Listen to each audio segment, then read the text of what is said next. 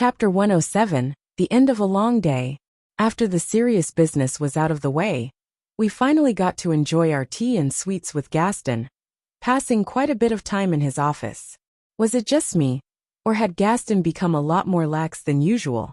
By the time Fuyu began to rub her eyes out of drowsiness, we finally decided to break away from Gaston and return to our inn. Just before we left, I also taught the teleportation spell's formula to Gaston and Fuyu. I was frankly quite surprised to know that Gaston has yet to learn it after all this time. Then again, its use was technically restricted due to it being the nation's property. The higher-ups must have been hiding its particulars from those uninvolved. That must mean Irene had been restricted from doing certain things with it, including unauthorized sharing. Maybe they just thought having just a single teleport point set up in each town is enough. Betty seemed to already be asleep when we were finally back to the inn. Thank God we've got separate rooms now. We simply headed straight to our room, and were immediately welcomed by a totally expected visitor. Took y'all long enough, eh? I told you going out to socialize would do you good. Yeah, Ash? Oh, for real? It was so fun that I forgot to keep track of the time. So sorry that we're late, Mel. I somehow felt a dash of nostalgia from seeing Melchi's smile-nod combo. Well, not that I've got much time to do that myself, so let's cut to the chase and keep it short. Yes, I'm sleepy, so please do hurry. Nah ha ha, I know. With that banter was out of the way, Melchi put on a solemnish face and proceeded to delve into the main topic. Looks like the nation's ruler, War Demon Emperor Vaz, is being controlled by the one they called Grey. I knew it. Oh, you knew that already? I have another source of information. Yeah. Still crazy to think that it's Gaspard, of all people, who's running things around here though. Nah ha ha. I never imagined our senior would go that bonkers, you know. Melchi wrung off a peal of laughter, while her smiling face exuded a prominent air of sadness. Gaspard. That was the true name of the one called the Grey. He had been the first to study under the long-lived Tus, making him a senior apprentice of Melchi's and mine. I had never met this Gaspard character, of course, but apparently back in the day, Melchi had considered him as her true brother. From what I'd heard, he was an excellent mage, and was supposed to be a kind-hearted man. The latter point had been stated by Tus of all people, so it must be the case without a doubt. That was why Melchi had decided to infiltrate a territory as dangerous as the royal castle of Regalia, to investigate why Gaspard had become like this, and what he was trying to achieve. And as it happened yesterday, I had been made to know the big picture of it. This still did not serve as evidence that Gaspard was the one doing it, of course. In the end, should I or should I not pass the information I have over to Melchi? I wouldn't want to hurt her, but as things stand. So, that another source of information of yours sounds a tad suspicious, yeah? Mind elaborating on that, Ash? Hey, stop poking me with your nose. It's creepy. If you're gonna do it, then do it to Pochi's tail. But Pochi's already asleep. Oh boy, fast to visit dreamland as ever, this girl. Hey, check out her snot bubble, nice shape, huh? It's magnificent. Its perfect arc makes it look spherical from all angles. It's devoid of impurities, and the way it changes size with her breathing rhythm, truly mysterious. I'd love to keep it as a sample for future research, but alas. Pretty sure anyone with half an hour of medical study would say that it's chock full of impurities though. Hold up a minute, how about we pop it? Snot bubbles exist to be popped, I say. Hey, you're right. Better than staring at it all day long, that's for sure. As a researcher, nay, as an investigator, I yearn for the fleeting rush of instantaneous destruction. Alright, here I go. Piopi. And so it did burst, drawing a short-lived halo, before near instantly disappearing. Simultaneously with that, Pochi's body sprung right up to a sitting position, a feat courtesy of her marvelous abdominal muscles. Oh crap, did that actually wake her? Master, you can't let Sir Giorno and Miss Lilia hog you all for themselves. Pay attention to me too. Huh. Pochi's sleep talk ended soon enough, and abruptly enough, as she fell face up onto the bed once again. But wait, what did she say just now? Well, good to see that OL Pochi is as funny as ever. Anyway, with that out of the way now, mind telling me about that source info now? Well, The thing is dash. I explained the entirety of last night's incident to Melchi. Melchi kept quiet and listened through it all. But her mind most likely wasn't as calm as her exterior suggested. It was just a possibility, albeit a high possibility, that Gaspard was being possessed by a demon. Of course, it would be difficult for her to keep her cool. Despite that, Melchi bit her nails, quite furiously at that, in an attempt to suppress her emotional impulse. I had been unsure whether or not I should discuss all that information with her. But in the end I had decided to go through with it, running on the judgment that if it would cut deep either way, it would be best to do so as soon as possible. And so Melchi had taken the whole story in one go. I see. I was at a loss of what to say to Melchi as she stood up and looked out the window.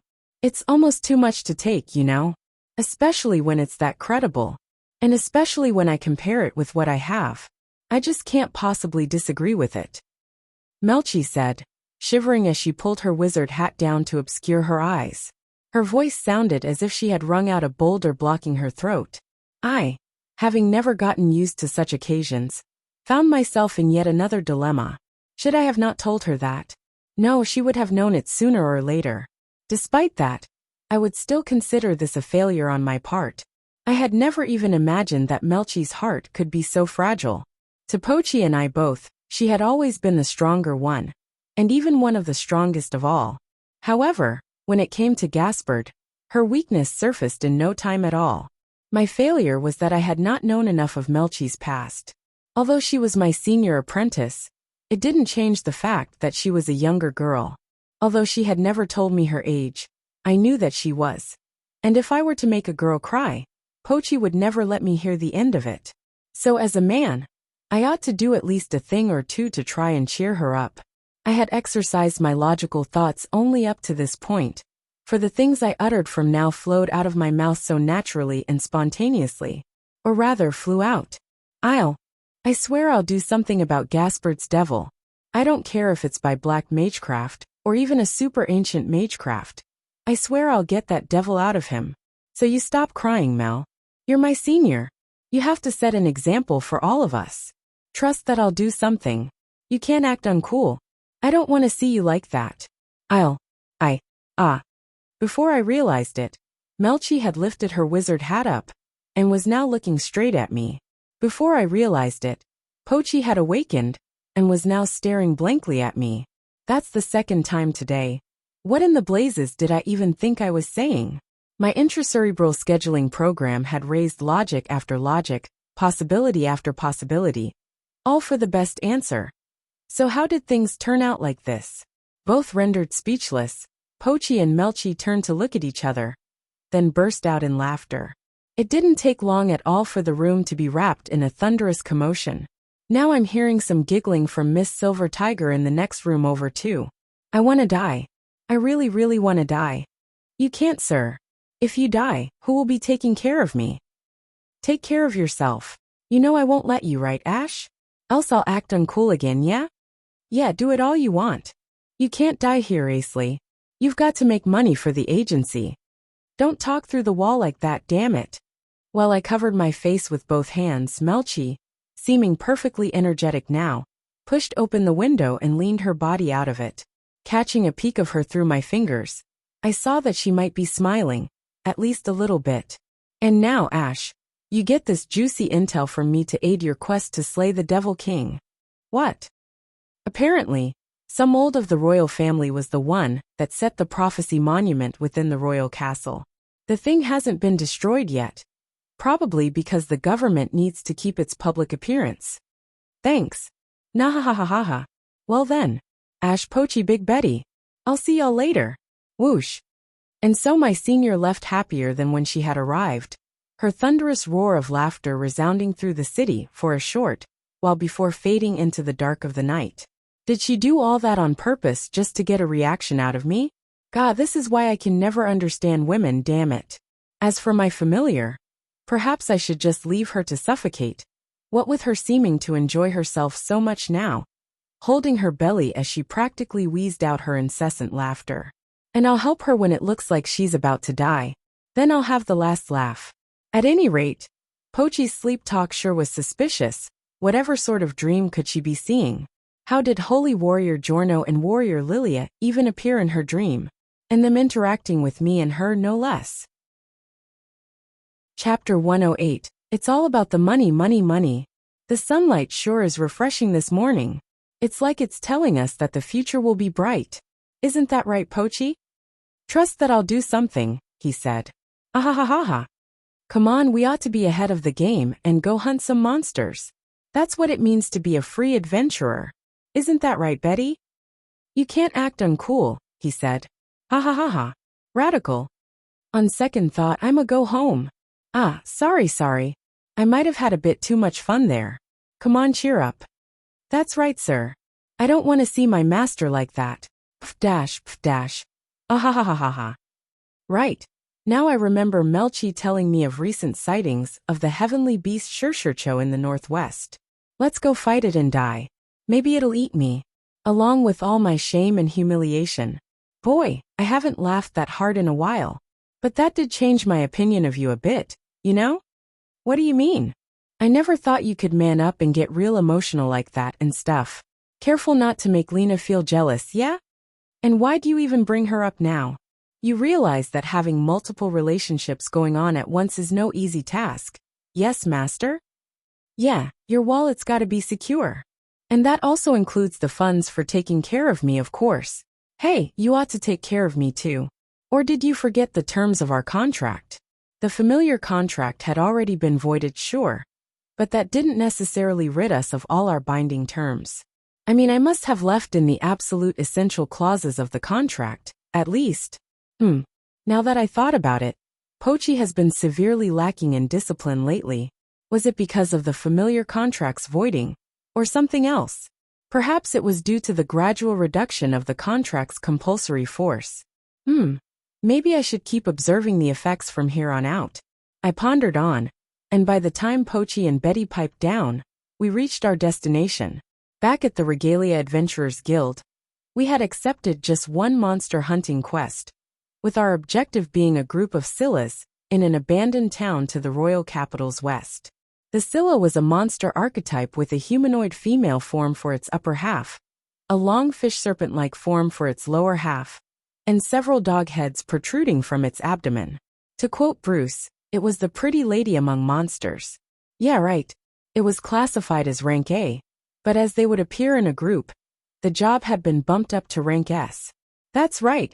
We finally were official S-ranked adventurers now. I'd never thought the paperwork would be processed and delivered in just 2.5 days. And so, with me deciding together with Betty to take this opportunity to challenge a high-difficulty quest, we have come here for our mark. The world sure is an unforgiving place. I had been reminded of that just a few hours ago. The rewards for B-ranked monster hunts we usually took were in the 5,000 to 8,000 gold range, with the upper bound being 10,000 gold. A-ranked quests, on the other hand, paid anything between 10,000 to 20,000 gold.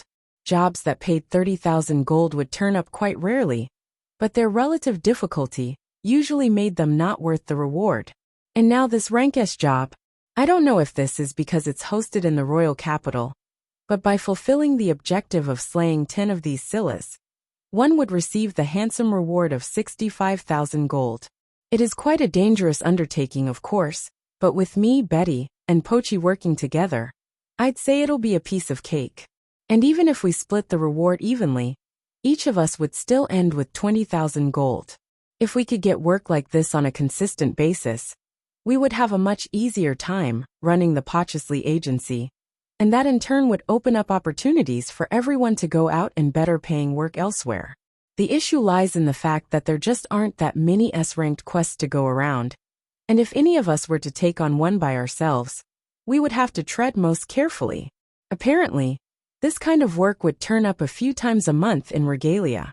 If we could take them all, then the Silver Trio and I could take turns fulfilling them, which should generate income efficiently enough. Hehehe. It's all about the money, money, money. That's what makes the world dance. Phew. That makes 10 of them. So our job's complete now. But looks like there are still a few left. How about it? Want to go a bit further in? Let's see. I say we shouldn't, since we're not all that familiar with the land around here. Let's just go back. Right, I remember there being another S-rank job, so let's see if we can take that. Suddenly, Pochi's nose twitched. Her ears stood straight up too. Hearing something, Pochi? No sound, but I smell something suspicious. Before Betty and I could express our doubts, Pochi dashed toward where she had been looking at, deeper into the abandoned town. Betty and I stood dumbfounded, then promptly gave chase a few beats after, chasing the tail of the gourmand dog. Oh, is it just me, or is her tail wagging?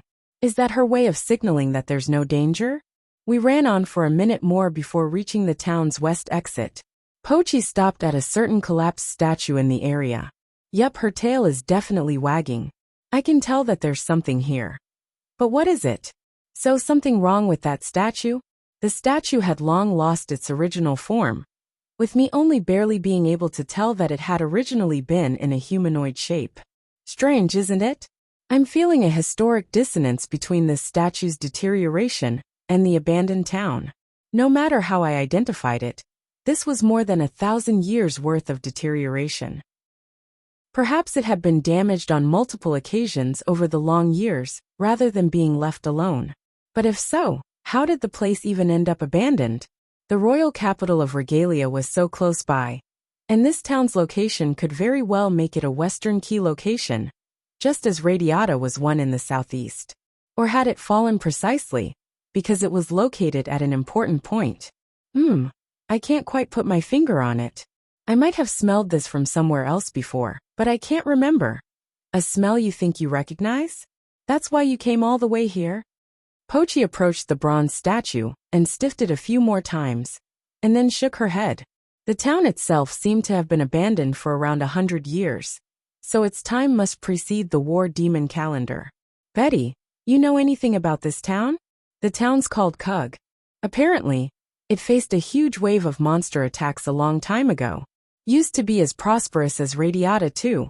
Long story short, the people gave up on rebuilding it around the transition to the war demon calendar. I see.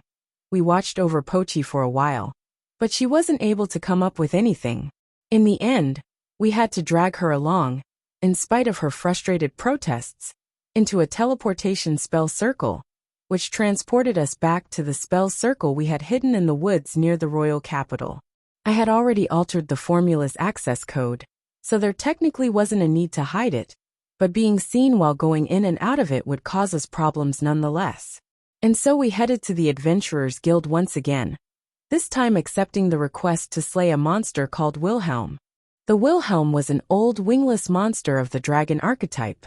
Its kin was rarely seen, due to them usually living under the clay-like earth of particularly damp or swampy regions. However, they had been presumably provoked by the Shirshircho at the northwestern Regalia ravine lately, causing them to make more frequent appearances to people passing by, which usually resulted in the people being attacked and getting their property damaged or destroyed. Word has it that just one of them possessed enough power to be considered an S-ranked difficulty hunt target. That was why we had opted for the Scylla hunt the first time around. We wanted a wider margin of safety for our job. This Wilhelm hunt would get us a whopping 80,000 gold if successful. Combined with what he had already received today, we could keep the Pochesley agency running for a whole another month. Hee. It's all about the money. That's what makes the world dance. But then, when we exited the Adventurers Guild, we were met with an individual I hadn't quite expected to see. Betty, not recognizing him, asked, "Who's that?" "Ooh, got yourself a lady already? Really feeling that rank S charisma boost, huh, Asley?" "Oh my, he just called me a lady. Did you hear that, master?" He was referring to Betty, damn it. I know it's not that rare for someone like him to show up at the Adventurers Guild, but what is he even here for? "Betty, this is Sir Baron, one of the 6 Braves." "Sir Baron, this is Betty, a friend of mine who has been promoted to rank S the same day as I was. And I'd prefer that you don't talk in ways that can cause misunderstandings." "Hey, you're the Betty, the one who landed a good cut on Sir Gaston? You're amazing. Ha ha ha ha." That compliment was so monotonous that I could hardly consider it a compliment at all. And Betty seemed to have realized that too, So you're Barn of the Six Braves? The one who lost to some familiar called Pochi despite having a familiar back him up himself? Yeah, nice meeting you. Ha ha ha ha. Oh, did I just hear the air crackle just now? I was just out of shape. Yeah. Yup, he definitely angry. Intensely so. What now, Betty? Contrary to my expectations, Betty wiped the expression of mockery off her face, instantly turning the conversation into a serious direction. What's going on? You're a warrior, so you ought to keep your body in perfect fit at all times. If you die like that, there won't be anything left but dishonor to your name. Barn was actually entranced by Betty's soulful advice. I guess that works too. Although he had been in it to win, making up excuses for his loss wouldn't do him any good. Since Betty was the older person here, I suppose that wisdom comes with experience. While Barn shivered, Betty proceeded to pat him on his shoulders.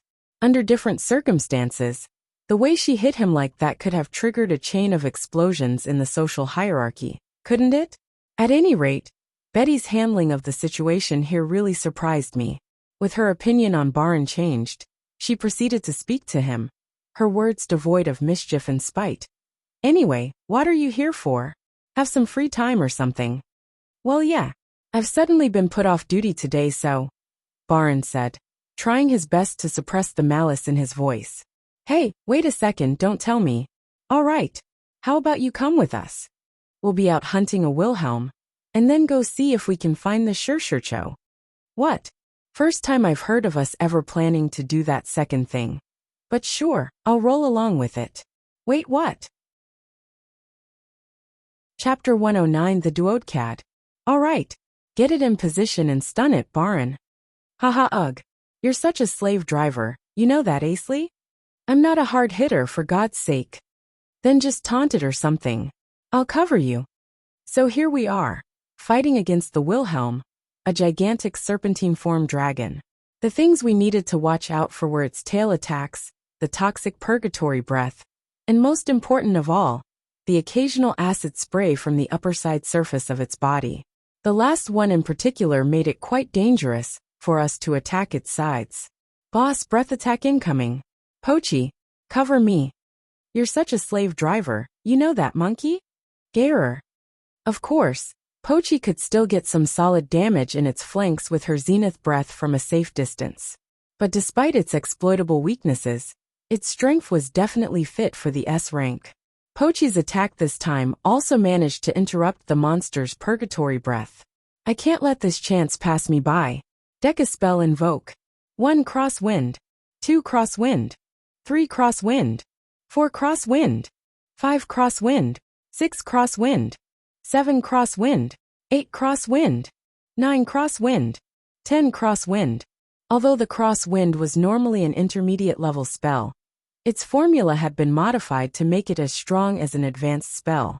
Utilizing the openings the Wilhelm showed upon being staggered by Pochi's breath attack, I aimed my spells at the monster's sides, sending concentrated blades of wind to tear its flesh to shreds.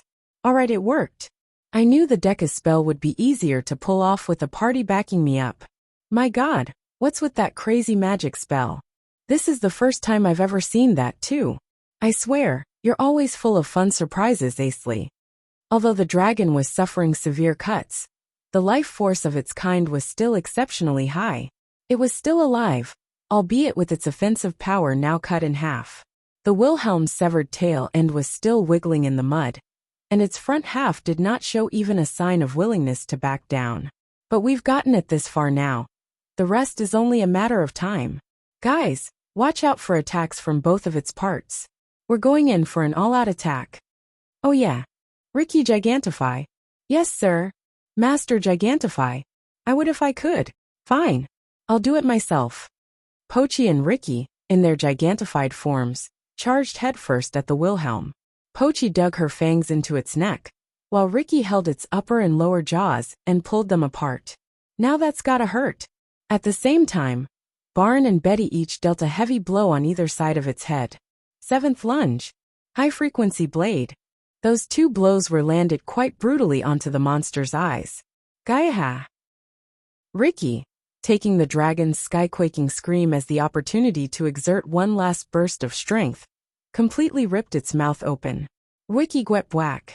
Pochi, after telling that to Ricky, unleashed another zenith breath while her mouth was still around the Wilhelm's neck. The Wilhelm, getting a breath attack blown in through the holes in its neck, gradually lost its strength and ceased its struggling. All right, here comes a big spell. Get away, guys. Gatling lightning. Countless lightning bolts lash forth around the spell circle, rushing straight at the Wilhelm. They pass cleanly through the monster's body, streaking through and fading into the ravine behind it. Its body, already barely moving in the first place, finally was completely immobile, save for its toppling down, signifying the definite end of its life. Huh. So when the part with its head dies, its severed lower part dies with it as well? Oh, I knew having strength in numbers would make things this much easier, sir. Boss, I must say that you have done your part as the decoy quite splendidly. And now there's the sweet 78 grand waiting for us back in town. Say, Baron, you sure you don't want your cut? I'm sure. I wasn't in this for gold in the first place anyway. I mean, we're still doing the thing, right? The Regalia Ravine is right there. Baron had never been interested in the Wilhelm hunt in the first place, and was rather fixated on investigating the heavenly beast. As pushy as Betty's invitation had been, even one of the 6 braves such as him couldn't resist the driving force of human curiosity. The heavenly beasts were the unknown, with them having been represented in so many fairy tales and folklore. Just about anyone would surely feel the desire to encounter the real thing. And so I nodded to myself, and then, remembering one thing, preemptively stopped everyone as they began to walk away. Oh yeah, almost forgot. I gotta loot the Wilhelm's eyeballs and fangs. Huh. Is there anything they can be crafted into though? Its fangs are super tough and all. But I thought they were considered too small for equipment manufacturing? They're quite useful for alchemy, you know. Oh, now that you brought it up. I completely forgot that you were an alchemist, master. Seriously? Was that part of me that forgettable? I hadn't been using it for anything much these past few years, but I have been stocking up on the essential materials and components. I've got something planned with it for the 4th month of this year, so I would like to encounter and loot the materials of some specific monsters before then if possible. After reaching the Regalia Ravine in the afternoon, we proceeded to trek through the narrow, rough path. It did help that none of us was particularly fussy about the quality of the road though. Sensing no monster presence whatsoever along the way, we ended up talking among ourselves to pass the time. Many of the topics among us involved Betty asking Baron things she was curious about, and Baron reluctantly answered as much as he could. She had acted fairly humble when she interacted with Irene and Gaston, but was now quite casual toward Baron, despite all 3 belonging to the Duodcad conference. Did she find him more approachable, because of him being the younger one, or something of the sort? So, who would you say is the strongest one of the 6 braves right now? I'm curious about that too. Good God, you have become more lacking in tact since I last met you, dog. Ricky, riding on Baron's shoulder, spoke in a condescending tone toward Pochi. In response, Pochi looked up to briefly glare at Ricky. I'm curious about that too. And then decided to ignore the monkey's statement completely, repeating her statement as if to rewind the scene to where she once was. Then, after a playful snicker at Ricky's frustration, Baron proceeded to answer Betty's question. So among our members are Sir Charlie the Thousand Morphing Blade, Sir Dragon the Dainty Tiger, Miss Catherine the Benevolent Petal, Sir Jacob the Demon Blader, Miss Natasha the Unholy War Princess. Then there's me, Baron the Scale Tipper. Well, let's just leave me out of this ranking for now. Oh, I see. Right. I do remember seeing the Scale Tipper as one of Baron's titles. It probably was derived from his style, not adhering to the definitions of warriors nor mages. It just didn't sound right for him to call himself by his nickname, but at least he was being humble about it. That, or the rest of the 6 braves were actually significantly stronger by his standards. But still, it sure feels crazy that I'm already acquainted with 4 of those awesome-sounding people. That number excluded Charlie the Thousand Morphing Blade, since I had only caught sight of him from a distance, of course. Warren had told me that Charlie had been quite interested in me, But that was a story from 2 years ago. So he's probably forgotten about me by now. Sir Jacob and Miss Natasha did go at it fairly recently, and came out with a draw. So I'd say they're equally strong. But Sir Jacob did lose to Sir Dragon in a sparring match some time ago. And then there's the time Sir Dragon lost to Miss Catherine, when he first entered the ranks of the Six Braves. I can understand his roundabout explanation, since he was probably listing his thoughts out as he went along. But can Pochi follow this ranking? Well, all things considered, it should be straightforward enough. I mean, Baron even listed that person's name out first. From how you're talking, the strongest is still Sir Charlie after all? Is it just me? Or was Betty talking like she'd met Charlie before? Oh, well, since he lives and works full-time in Bylania, I did get to see him fight a few times. Betty followed up on her own statement, making it seem like she had read my thoughts just now. Then she proceeded to elaborate on her point, as if she had experienced it herself. I swear, he's an absolute beast. You know how different people prefer different kinds of weapons?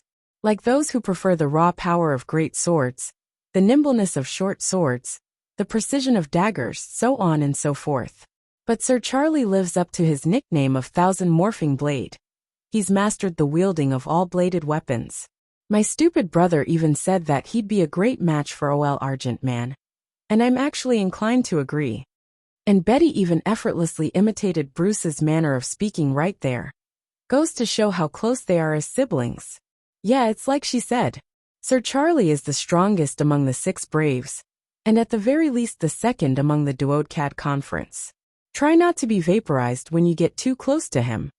Ooh, I'd actually like to see him vaporize stuff. He didn't mean it literally, you dunce. Anyway, back to Baron. Well, I'd say Sir Gaston of the Six Archmages is equally beastly strong though. I can agree with that. He's so hyperactive that I wouldn't think he was over 80 years old. Betty had actually fought Gaston before, so if she's saying that, then it must be right. That, and Charlie did slay Ballad's parent dragon, or, so he himself had claimed. Considering that, it would be reasonable to assume that Baron was quite underpowered as far as the Six Braves went. I was particularly curious as to who Natasha the Unholy War Princess was. Presumably a woman, as princess would usually imply, and perhaps one of aristocratic origin? I'll remember to ask Blazer for some details later. And now that I think about it, out of the Six Archmages, I've only ever met Gaston and Irene. The rest of them are, let's see. I scratched my chin as I tried to recall. But then, when Pochi tried to join in on the conversation, I felt an extremely powerful presence in the vicinity. What? It took me a second to realize that it was a great mass of hostile arcane energy, exuding extreme killing intent. Pochi, even with her power level to go toe-to-toe against SS-ranked monsters, was now shaking like crazy. At this time, Ricky had already gigantified, Baron already had his blade ready, and Betty was already activating all her special skills. What's this? I'm feeling an overwhelmingly oppressive aura. It reeks of impending doom and death. That's the heavenly beast. I'm not seeing anything from here, but I'm really feeling it. All of us kept ourselves on high alert as we looked deeper into the ravine. Nothing in the span of 200 meters ahead. Yet. Guys, maybe we should turn back, I started to say, but that moment, an intense gust of wind blew me down onto the ground. Kaya. I think I'm hearing my bones breaking. The sense of confusion preceded the pain. And then the following pain further worsened that confusion. Everyone else was still standing up. However, the wind pressure streaming down at us from directly above like a hammer pinned them to the ground and disabled the movement of all their limbs. Several seconds later, everyone just up and lost their consciousness. This is bad. We're gonna be wiped out. I need to stand up and get my staff and cast a recovery spell. Move, damn it. Come on. I had gone through that crazy limb-breaking movement training under Toos. I should have been able to do this. But my limbs aside, my spine was now a mess. And so were most of my muscles, and some of my internal organs were hit too. Hurry. I gotta hurry. Move, move, move, move, move, move, move, move, move, move, move, move, move, move, move, move, move, move, move, move. Get up. Heal. Help everyone. Run. Just run. And live. Damn it, Asley. Stand up, you fool. When I thought that, my body suddenly released all the arcane energy it could possibly handle, all at once. Then, when I felt that I could actually move, I shouted with all my might at the torrent dragon staff. High cure just. Hell yeah. But even though the magic healed up everyone's wounds, it's not waking them up. Damn it. I forced my trembling, barely functioning legs toward the person closest to me, who happened to be Betty, so that I might haul her over my shoulder and bail her out. NGH-. I felt as if my heart, as in the organ itself, was being squeezed. I heard breathing from behind me, but there was no one there. I'm a mage, the formation's rear guard. There should be no one there. As for my feet, although they were supposed to guide me toward Betty, an overwhelming stream of murderous intent swept over them, forcing me to turn around. Chapter 110 Swordsmanship, the sacred beast of legends. Ah! That was all the voice I could wring out of my cords in the face of despair spreading before me. The darkness of its uncannily deep black eyes stared right through my body, as if it was looking past a piece of trash. Its rounded body, extending down from its thin and long neck, had an alternating line pattern shimmering in black and dark purple. The wings connected to the sides of its torso had a reddish tinge, creating an offbeat mass of blackness in the middle, which my brain somehow registered to be beautiful. The creature wasn't even particularly large. Rather, it was human-sized, and actually had just about the same height as mine. This is it. A heavenly beast. A sacred legend among the creatures of this world. Gah! Again! What the hell? That thing only took a breath. Why does it even hurt? Moreover, it's hurting even more than before. This time, the damned purple phoenix of death actually changed its expression ever so slightly. What now? It's like I'm seeing some sense of surprise in those reproaching eyes. You are most unusual, human. It just talked. So the rumors were true that these beasts can understand human speech. It is quite unheard of for one to withstand my arcane drain twice. Arcane drain? Dash. That's it. So it was absorbing arcane energy with its breath. That's why I'm feeling the same exhaustion that comes with excessively rapid consumption of arcane energy. Despite knowing that, I was shocked nonetheless by the truth I saw upon the invocation of my appraisal glasses. Just one breath shaved off a whopping 8,000 MP. Seriously, that thing only needs to breathe 4 more times, and I'm dead meat. I proceeded to use the appraisal glasses on the bird, albeit fully expecting it to not work. Or rather, I had no idea what move to make other than that. LV. 240 titles. Violet Phoenix, Legend SS Slayer, The Transcendent. HP. MP. EXP. Special skills. Yeah, no way in hell we're winning against that. It's not even a matter of losing morale. It is scary though, but I never had any intention to fight it in the first place. The rumors have been right so far, but apparently not the part where it didn't hurt humans unless provoked. It's practically showering me with its murderous intent here, that's for sure. I could tell that it had no care for humans whatsoever. That was probably why it had been rumored to not attack humans. Not unless they entered its territory at least. Yeah, that's probably the thing about it. I have one question. A question. Whatever could that possibly be? Wait, no. I've got to calm down. It'll be all over if I mess this up. That's one thing I'm sure of. I've got to calm down, and then give an answer as accurate and as satisfying to it as possible. What is it? My voice was hoarse, muted, and shaky as all hell. So much so that I couldn't even hear myself without having to strain my ears. This was no mere rank SS monster. The sheer pressure it exuded was the very proof that it had lived since the previous era of the Devil King. Why have you attacked me? You seem to yet lack the foolishness to contemplate doing so. Do you not? Those unexpected words further worsened my trembling. What did you mean, attack? Really, what nonsense is this bird spewing? We were here only to catch a glimpse of the Swordsmanship, right? I mean, we'd be dead meat if we showed even a sliver of hostility. That was why we had been proceeding on our way so casually. Pochi, Betty, Baron, and Ricky also knew that full well. We had done that deliberately as we went. That was no oversight, but an affirmation of non-hostility. From the way you speak, the Shurshucho continued, I shall assume that you have a death wish. Ah, stop right there. We really had no such intention. Yes, we did enter your territory, but only so that we may get a look at you, a rare sight of a legend. We mean no harm, I assure you. I tried to explain it the best I could. Or rather, I tried making excuses for myself despite not knowing the reason why I even needed to. At any rate, I simply knew that I must stress that we weren't hostile. I'm not sure what sort of opinion the Shurshucho had on that, but it turned its body away, and then turned only its head back around. Then what is this? The Shurshucho briefly glanced at its own buttocks before glaring at me again. There I could see a faint, and by that extremely faint scorch mark. A scorch mark? Did we do that? Nope. No way in hell. There was no way we would even consider doing something that dangerous. I understand that you may not remember, but there is no doubt in my mind that it came from you. Or to be precise, the direction your group approached from.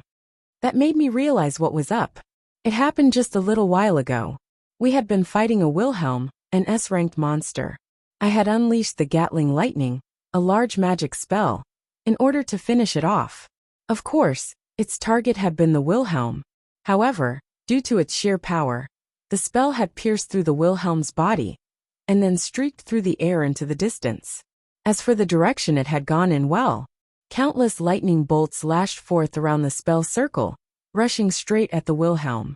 They passed cleanly through the monster's body, streaking through and fading into the ravine behind it. Fading into the ravine behind it? Yeah. So could it be that? I took another look. A scorch mark, its size proportional to the attack power diminished by distance. Looks like I hit the nail on the head. Aha. I sounded quite hysterical there, if I say so myself. And in response to that, the Shurshucho's eyes flared up once again with intense murderous intent. Perhaps even more intense than before even. Now I see that you do remember. I shall grant you a painless death. Any preferences? Ah, I swear I didn't mean any harm. We were fighting a monster called the Wilhelm, and that was a powerful spell I used for finishing it off. You see? And it pierced through the Wilhelm into this direction. I never intended to aim at you specifically, Dash. Would you be so willing to state the same if the victim was one of your own kind? Dash. I was at a loss of words. An excuse, at the end of the day, would stay an excuse. I would never be able to say the same if I were to misfire my magic spell and hit another person. I had been careless with my conversation with the Shurshucho. The meaning of the word conversation suggested that two parties were of equal intellectual capacity, which was to say, I had considered the Shurshucho a mere beast, albeit still an immensely powerful one, throughout my bid to survive. I really messed up big time. Oh-ho, you are laying down your weapon? Commendable. Any last words? Welp. Looks like this is as far as I go. Let's just tell him what I ought to, at the very least. Several years from now, the Devil King Dash. Wah. The last parts of my last words were drowned out by the yawning of my foolish familiar. I'd intended to at least inform a heavenly beast of the coming Devil King's resurrection. But this she just had to interrupt me at the most important part. Seriously, what's wrong with her? Don't tell me. Pochi is the Devil King, and has actively been trying to jeopardize our operations? Now we're never gonna win. Not messing around. The Shurshucho stared coldly at Pochi while the doggo rubbed her eyes. Good morning, master. Why am I back here? Pochi, perhaps still half asleep, still has not noticed the piercing gaze directed at us. That piercing gaze. I can feel it slowly ease down. No, who are you people? The look of surprise in its eyes felt stronger than before. But what in the world could it be surprised about? While Pochi was busy scratching her neck with her hind leg, the Shurshucho proceeded to spread its wings wide in front of me. Its murderous intent has already gone, and it now looked quite calm as it stared at me. What's up with this sudden 180? First, what is your name? Asley. Upon me telling so, The Shurshucho kept silent as it stared at me for a while longer. And Pochi proceeded to scratch her own neck again. I see. Remember to do me a favor later, and I shall let you off the hook, Asley. Oh, Kay? I tilted my head, questioning whatever that could mean. However, the Shurshucho answered nothing as it instantly disappeared from my sight, leaving behind a strong gust of wind. Pochi, surprised by the wind, made a goofy face as she turned to me. Or rather the spot where I had been before that wind had blown me a bit away. Whoa dash! Wah, what's the deal with that wind, sir? Well, it's probably just normal wind, nothing special. Staring at the new empty sky, I could only give a half-hearted reply, with Pochi giving a look of utter confusion in response to that. And then she realized that Betty, Baron, and Ricky were still on the ground. Making a big deal out of it, she proceeded to whack the back of my head, as I was still stuck in a trance. What are you spacing out for, sir? I sure would like to say that right back at her. But when all was said and done, we hauled up everyone, and headed back to Regalia. Chapter 111, Back to Bylania. Pochi gigantified and carried Ricky, who was stuck in his gigantified form himself, while I put my staff away in the storeroom in order to carry both Baron and Betty at once.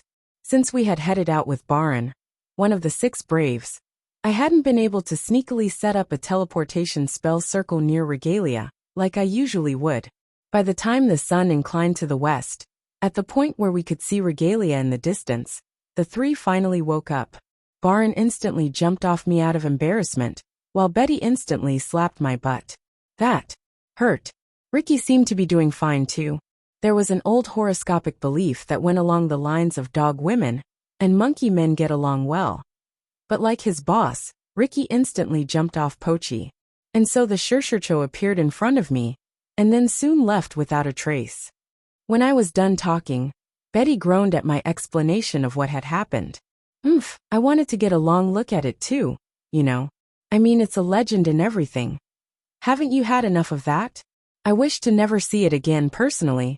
I was quite curious at first, but after all that, I'd say nothing good can come from being involved with those heavenly beasts. Baron, appalled at Betty's attitude, spoke in opposition to her. Ah, that bad, huh? What about you, Asley? Since you got to actually interact with it, what's your opinion on it? Same as yours, more or less. That, and I realized I must get stronger. Much stronger. In response to my statement of intention, Baron turned away from Betty to me. Yeah, no, that's something humans can never achieve. I mean, our levels don't go over 100, right? It'd be wise for us humans to know our limits, I say. And that's what the boy says. So, you never know until you try. No, I definitely do. You'd be the fool among fools to actively risk your life over things like this. Anyway, we're done here, right? I'll just excuse myself now. Come on, Ricky. Yes, boss. Ricky hopped onto Baron's shoulder. We'll see you later. Was it just me? Or did his parting words have a reluctant feel to them? Baron of the 6 braves. I'm sure he's got a lot of things going on with his life too. With Baron running off into the distance, the rest of us also picked up our pace. Betty kept an eye on him as he faded out of sight and proceeded to say, if we don't get that strong, then we'll never survive what will eventually have coming at us, huh? The meaning behind her words was plain and simple. Monsters all over the world will be getting a power boost come the resurrection of the Devil King. That had happened before, and the Shurshucho had lived through it. No matter how I thought about it, the wall me must cross this time was just too high. I wonder what Betty's take on this is. Well, we've got a big long-term goal to strive for now. Betty, ever the wide-eyed optimist, winked to assert that optimism of hers. She didn't seem to be putting up a tough act, but it did feel like she was being somewhat non-committal with her declaration. With her spending a good chunk of her time in battle, she had naturally become quite sensitive to such an obvious difference in power. Betty didn't seem to have gotten better even when we were back in the city either. We first headed to the guild to collect our reward, then straight back to the inn, at which she immediately said she needed some rest and retreated to her room. Seeing her off, Pochi and I then also went into our room. Once I rested my head on the Pochi pillow, Pochi spoke up. seeming quite worried for Betty. Betty must have taken quite a blow to her ego, sir. Of course she has. That thing is just way too powerful. You know, it's too far of a goal long-term or not. Even one of the 6 braves, the supposed best warriors of the nation, ended up like that. I know there's a big difference in Baron and Charlie's skills, but in front of that Violet Phoenix, they might as well be nothing. I would have freaked out real hard if I hadn't gotten to know and train under Toos, honestly. But do you think Toos can win against it, sir? I can't really measure his power by my standards, you see. You could say that it's the same case for the Swordsmanship, but I think he can pull something off, at the very least. Goes to say how strong he is, sir. What about you, master? Do you think you can win? Hell no. You're that sure? With how I am now, of course I'm sure. After seeing its level, I knew that I'm gonna need the limit breakthrough more than ever. I mean, it's level 240, you know? 240. More than twice the cap. I see. I can't remember if I asked, but did you ever find that thing? The Philosopher's Stone, was it? I don't know if it's the actual thing, but I found a crystal encasing a holy warrior's body. It didn't seem to fit the description I'd gotten from Toos, though. Maybe what he meant was different from what I'd inferred from him. The crystal's in my storeroom now, and I'm saving it for when it might be important, so I've got to take good care of it. Anyway, what about you, Pochi? What do you think about what little you've seen? You're quite a lot serious than you usually are, sir. Hey, I've got to get things done too. If you say so. I'm leaving all the planning to you, master. So just let me play along whatever you come up with, alright? Welp, looks like we're all gonna die. Ahahaha. I only know how to go straight ahead, sir. I'll leave the creepy wiggly juking to you, master. Pochi said all that so nonchalantly.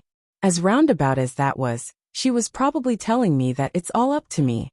Looks like I'll actually have to give it my best from here on out.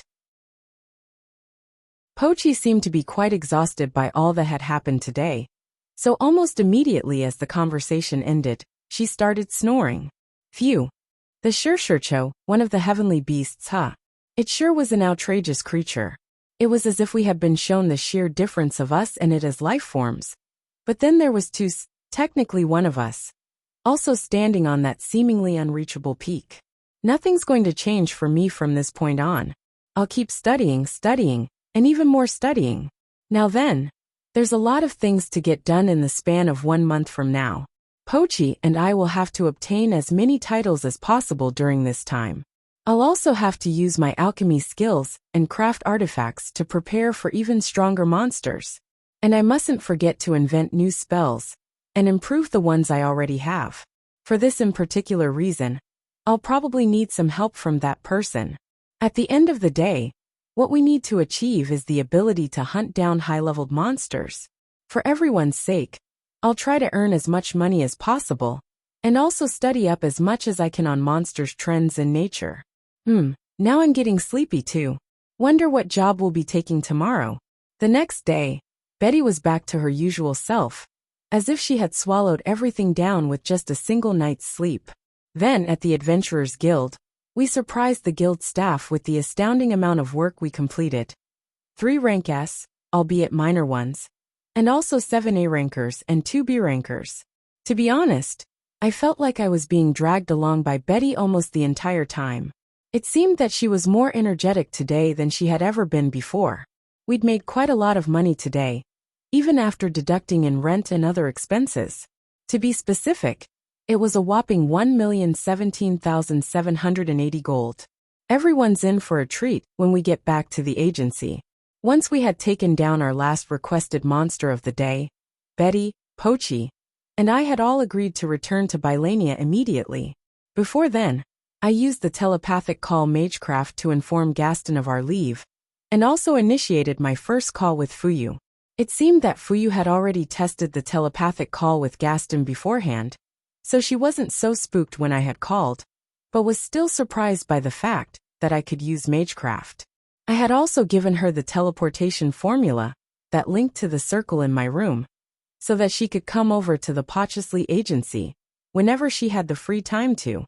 I was quite surprised by how ecstatic Fuyu had sounded, but it was all good as long as she appreciated it. 6 o'clock in the afternoon, First day of the 4th month, 94th year of the War Demon calendar.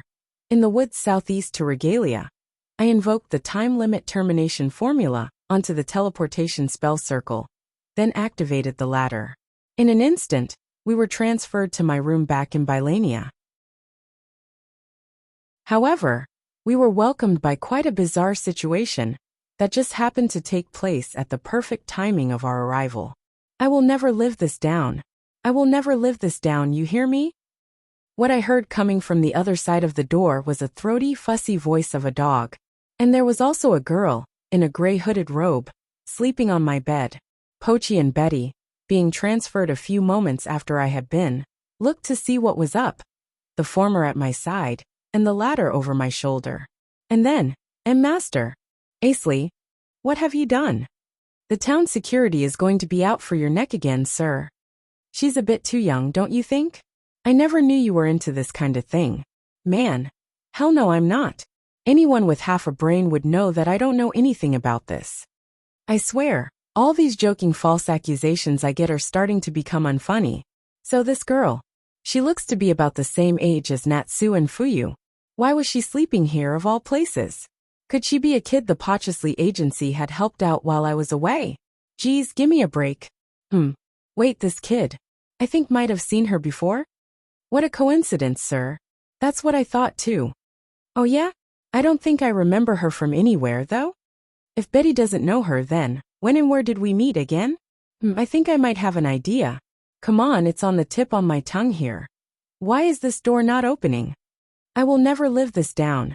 I will never live this down, you hear me? Aha. All I have to do is spin the doorknob. Ha ha ha ha. Perfect logic, Tarawo. Oh dash. Damn this little dash. Can't reach. Hey, open the door. Open the door, Tiaifei. Ah. A dash. Wait, what? Chapter 112. Oh God, save me. 29 past 2 in the afternoon. 30th day of the 3rd month. 94th year of the War Demon calendar. I am Tarawo. My master is Tifa. This place is the Magic University, a facility for humans to teach magic to one another. Tifa and I live in this university, in a part of it called the Women's Dormitory. This makes me wonder why humans feel such a need to keep males and females apart from each other. Have they forgotten the omnivorous creature's instinctive desire to sow the seeds for the next generation? I don't understand. I don't understand at all. However, there is one thing that I have come to wonder recently. Could it be that humans possess a significantly different capacity for emotion from us animals and monsters? That is what this one girl told me, as she proceeded to indulge herself with scratching my chin. In response, I licked her hand, carried away by how good the first stroke felt. Hiya, ahaha, that tickles. Now, Anri, it is about time you switched with me. Boo. Just a little bit longer, yeah? Come on, Clarice. Pretty please. My, you are always such a handful. You do realize that my chin will not be going anywhere regardless of how much you want to keep it to yourself. Yes? Ho ho ho ho. Good, very good. That hit the spot. Say, have you heard? Asley just left for the Rank S evaluation test some days ago. Goodness, how can you be so forgetful? You have already brought that up at least 3 times. Ah, really? I might have not paid enough attention there. Anri, if I'd known that you liked him that much, I would have given you my full support a long time ago. Hadash. No. Air, that's not what that is. Then what is that you speak of? Asley, I've been hearing that quite often, ever since we moved to live in the Magic University. Apparently, the name refers to a man. I wonder what he's like. He has been talked about by a good number of notable characters. The young woman called Lena, the young man called Hornell, the woman called Idea, the man called Mitters. Even that one professor called Trace. Perhaps he's a celebrity among humans? If so, then it's a surprise that I've never heard of him previously. The way all of them spoke suggested an overwhelmingly favorable opinion on the individual in question. Well, not quite. The one called Hornell did have a slightly different reaction to that name. Not what I would consider a hostility, but definitely some sort of opposition. If only that boy possessed my wisdom, he could have easily done away with any issues he might have. Ha ha ha. Ah, yes, the day I dominate this world draws near. So very near. Ha. Zemel. Could that be that this doggo is in reality a devil king in his fetus state? Smiley face. From what I'm hearing, this Claris girl also seems to have a considerably favorable opinion about the Asley person. It is quite clever of her. A human brand of clever, at that. To hide that fact from her friend Anri, while instead prodding the latter to expose the true nature of her feelings. Hoo, whatever are you blushing for?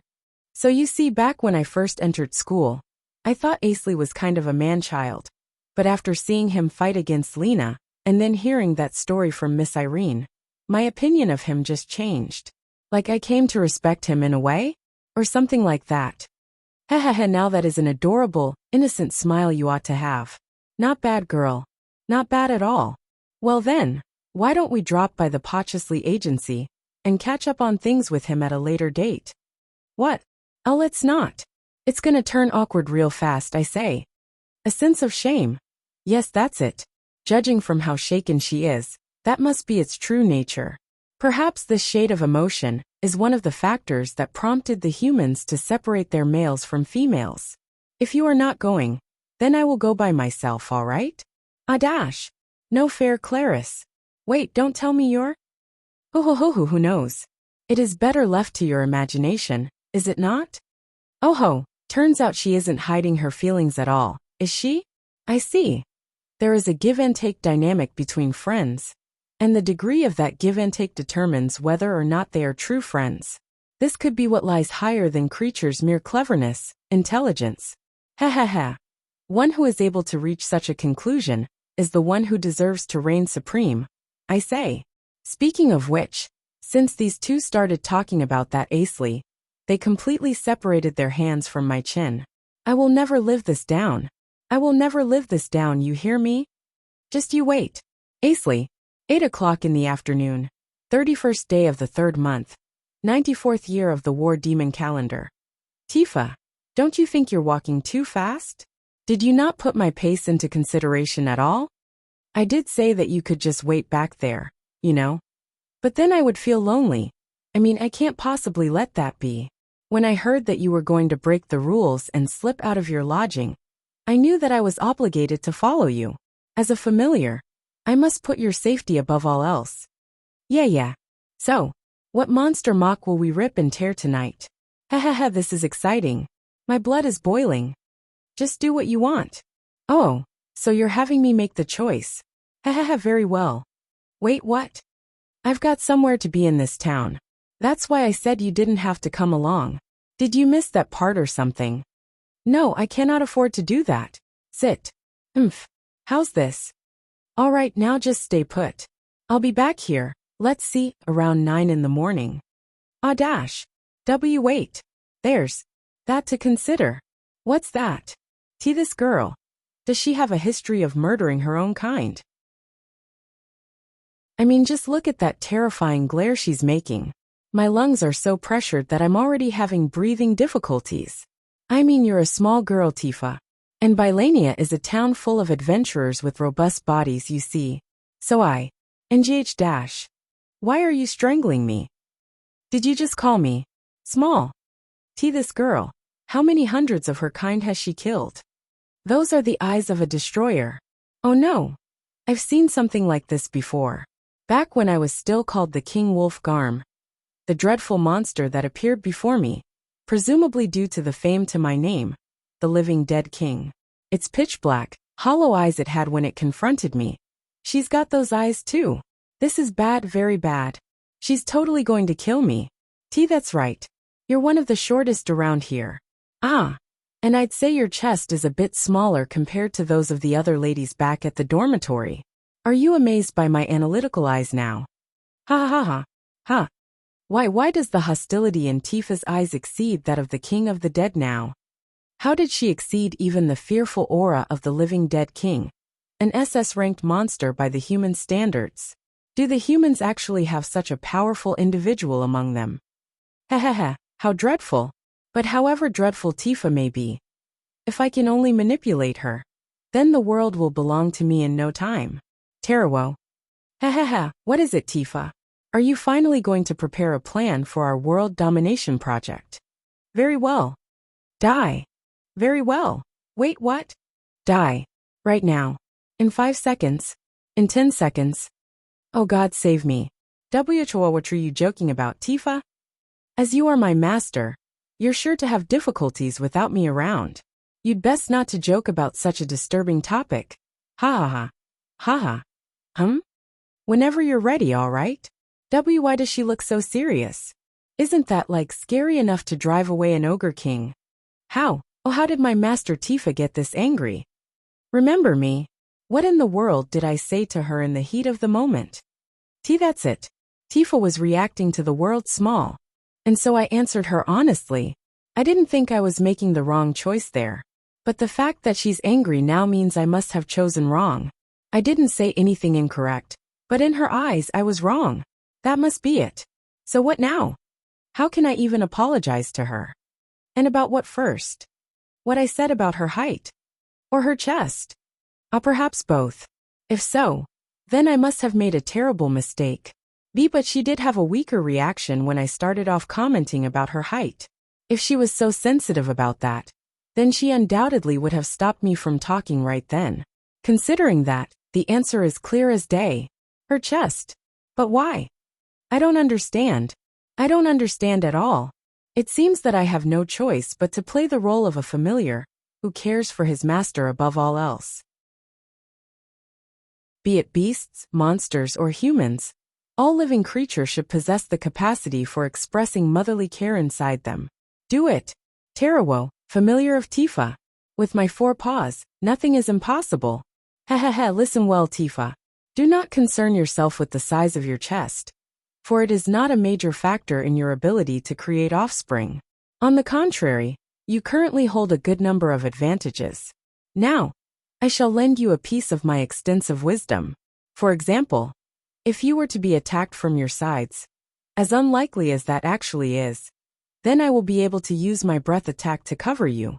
With your speed, you will be able to avoid that unharmed, of course. But with a larger chest, you have a higher hitbox, and thus are more likely to be grazed by the attack. In other words, having a smaller chest increases your chances of survival. Don't you agree, Tifa? Die. Oh God, save me. Chapter 113, Ear Against the Wall. I am Tarawo. My oh-so-great master is Tifa. Huff huff. Tifa, some recovery magic here? Please. Don't worry, you won't die from that. Non-fatal it may be, but you do realize that my forehead is splitting open, don't you? Anna, that sure sounds fatal. Now, I must also stress the point that this experience has taught me a valuable lesson in regard to humans. Particularly, how they are so very conscious of the size of their chests. I shall make it a point to compliment the chests of every human being I meet from here on out. Still, if only I had my original powers intact, things would never have turned out this badly. What a harsh world I now live in. And at any rate, Tifa still has not agreed to slow down to match my pitiful pace of walking. Just look at her. She's totally ridiculing me with how she turned to show me her grin as she picked up her pace. How rude. Anyways, wherever could we be headed to? Surely it wouldn't hurt for Tifa to simply tell me the destination. But no, she just has to keep me in the dark. I swear, she's the most troubling child I have ever seen. It seems that we are walking toward the north of Bylania. If I remember correctly, we are along the outer perimeter of the Grand Market. It seems I was right. I'm seeing countless lantern lights at my side, coupled with the noises of activity of countless humans. Quite an uplifting atmosphere for this normally lonely hour indeed. However, that is there. Where we are now is nowhere nearly as noisy. But its lower density of activity is precisely the reason I, as her familiar, must protect Tifa to the best of my abilities. She shall thank me, and apologize for what she has done to me so far. Good. Very good. So very good. And if then, how should I go from there? Take up permanent residence on Tifa's lap? Permit her to work full-time as my first stroker? Or perhaps I could go with both. The extent of my ambition dwarfs all who stand before me. Where do you think you're going? NGH. How did I not notice when Tifa stopped walking? How? Has she already mastered such an advanced tier of self-concealment? And what's with this cheap signboard? Have they not heard that I would be here, and thus did not think to prepare accordingly? No use crying over spilled milk, then. If only they knew of my fated arrival, they never would have presented such an impolite piece of work. Oh, the paw print on this edge of the sign. Now this is something to behold. Moreover, I have been forced by Tifa to learn the human's written text over the past few months, so I might as well read what's written here. Asley Agency. I think that's what it is. The Asley part of that name seems to stand out to me in some way. Tifa opened the building's old creaky door, revealing what seems to be a shop counter. A brown-haired woman was sitting in the seat on the other side. I can tell that she has already come of age, despite her height suggesting otherwise. She's only a slight bit taller compared to Tifa. Neither a warrior nor a mage, from what I'm seeing. Wait, no, my vague memory suggests that we have met before. When and where could that be? Anyways, what business does my oh-so-great master have in coming here? Hello. Welcome to the Asley Agency. Oh, Tifa. Hey, it's Suki. It's been a while since I last saw you. You don't have work at the guild today? I didn't know that you were working here as well. Aha, that's it. I do remember there being an Itsuki working at the Adventurers Guild as a waiting person. I must say that she is a skillful one. What with her knowing the right spots to rub my back at. My shift ended at noon, and there's no one filling in here tonight, you see so? What do you need? Steal me that doggo, maybe? Ahaha. What? Me being traded like a product? Hey, that's tempting. How much are you giving? How about 30 gold? Deal. Deal my ass. I will not accept that low evaluation of my monetary worth. Hey, this place is nice, you know. You'll get to eat all the spicy curry you want. Oh ho, that's... that actually doesn't sound like a bad deal. Pfdahahaha. You're a funny little guy.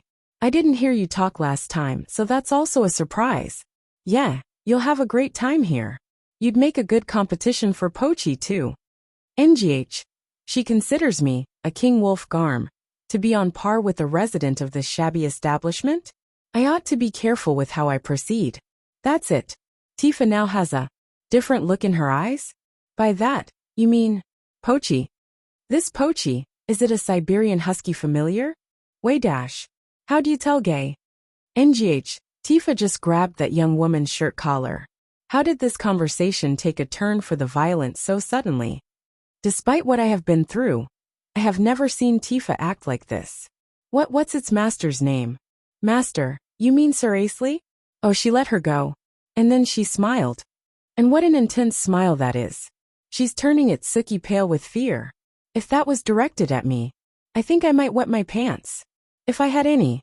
Ow, that hurt. I'm not into that kind of play, you know? I am not either. So, you know Sir Asley? Makes sense, I guess. He's not all that famous with the general public, but just about anyone in the fighting crowd around here would know him. And from the look on your face, it's safe to assume that you do know him, huh? Where is he? He's at Royal Capital Regalia right now. Left a few days ago to take a rank-up evaluation. Ah, but he'll be back by tomorrow. Or at least that what Miss Lena said dash, she's doing the grab again. What in the world is happening? Why do I have to witness this? You mean, Lena is living here as well? Ow. Oh. Itsuki uttered as if she saw someone behind us. Turning around, I see the very one in question. The young lady called Lena. Not only her, but also others I recognize, Bruce, Blazer, Natsu, and Haruhana. And also a green-haired child. Who might that be? Hey, you're Tifa, right? The one who went to hunt the assault kobold with Haruhana? We're back, Itsuki. Looks like you've got yourself quite a passionate client today. Stop it, Sir Blazer. So this Tifa girl is looking for Sir Asley and, huh? Is something wrong, Miss Lena? Lena, standing in the very front of the group, seems to be petrified. NGH, and apparently my master is too? Whatever is going on here. The rest of the people here are saying nothing as they watch over those two. Great. Lena. The one to eventually break the silence was Tifa. Tifa, is that really you? Huh, you two already know each other? Good, makes things go faster. Come on, let's go inside. By Bruce's initiation, Itsuki proceeds to guide us inside. It seems that we are going into a reception room of sorts, but sit here. How's this? I am being shut out. But why? What is the meaning of this? And how am I so easily fooled? Damn you. Now that it has come to this, I shall resort to listening in with my ear pressed against the door. Heh, so you're Tarawa, was it? Looks like you know how to get stuff done around here. Bruce said, keeping his voice down. Oh ho. I can immediately tell that he also is curious about the talk between the two girls. You'll blow our cover. Blazer whispered. Now all faces, save for one, are stacked on top of each other as they try to listen in. It paints quite a sordid picture on these people's sense of personal space. Natsu, Itsuki, and even Lala? It is improper for a young woman to act like this, you three. Oh, thank you for the information, Haruhana. The green-haired girl is called Lala, noted. Her face is looking round as a ball, as she keeps herself on the stack with the others. And now, even after having said that warning of hers, Haruhana also is listening in. Oh, you cunning little lady. It seems that you all are in for quite an interesting conversation. What, and you're in as well, Czar? Of course we are. Listen well now. It seems that they are getting started. NGH, now everyone here is leaning an ear each on the door to listen in. Why? Why? I mean, this actually doesn't feel all that bad.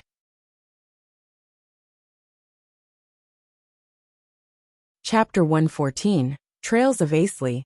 9:07 in the afternoon. 31st day of the 3rd month. 94th year of the War Demon calendar. Lena and Tifa stood in the Pochesly Agency reception room, beside the window that faced the street leading to the marketplace, staring intently at each other's face. In a standing unusual of her, Tifa tried to keep calm, gripping her gray robe tightly. Minutes passed with neither of them speaking nor making even a move. Both kept their eyes trained on the other, observing the changes the other had gone through over the year. The one to eventually break the status quo was Lena. Putting on a smile, she turned to the window and looked up at the sky above. It sure has been a long time. Yeah.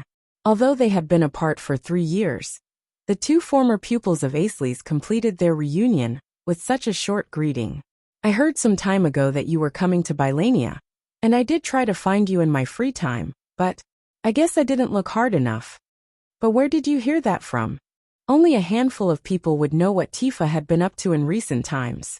Up to now, she had been keeping her activities discreet while using a false name most of the time. From Chief Ryan. When he dashed, Chief. You mean you got to meet him? Yeah. Everyone's here in Bylania now. Chief, my brother and sister, Miss Reyna, and even Adolf. Tifa stepped forward, not hiding any of her surprise. Wait. What's going on? Oh. Tifa considered the look on Lena's face as it was reflected on the window glass. What had just been said, and the implications behind them, processing them in her head. It meant that their hometown was no more. However, there was one thing that Tifa did not understand. She had left town before anything had happened. She could more or less accept the facts regarding the whole thing, but that one point she could not understand. Well, I did arrive here just last month. That must have been pretty fast, if I say so myself. Traveling in a big group should have been difficult to manage too. So how'd everyone got here before me? So, it's Sir Asley, you see.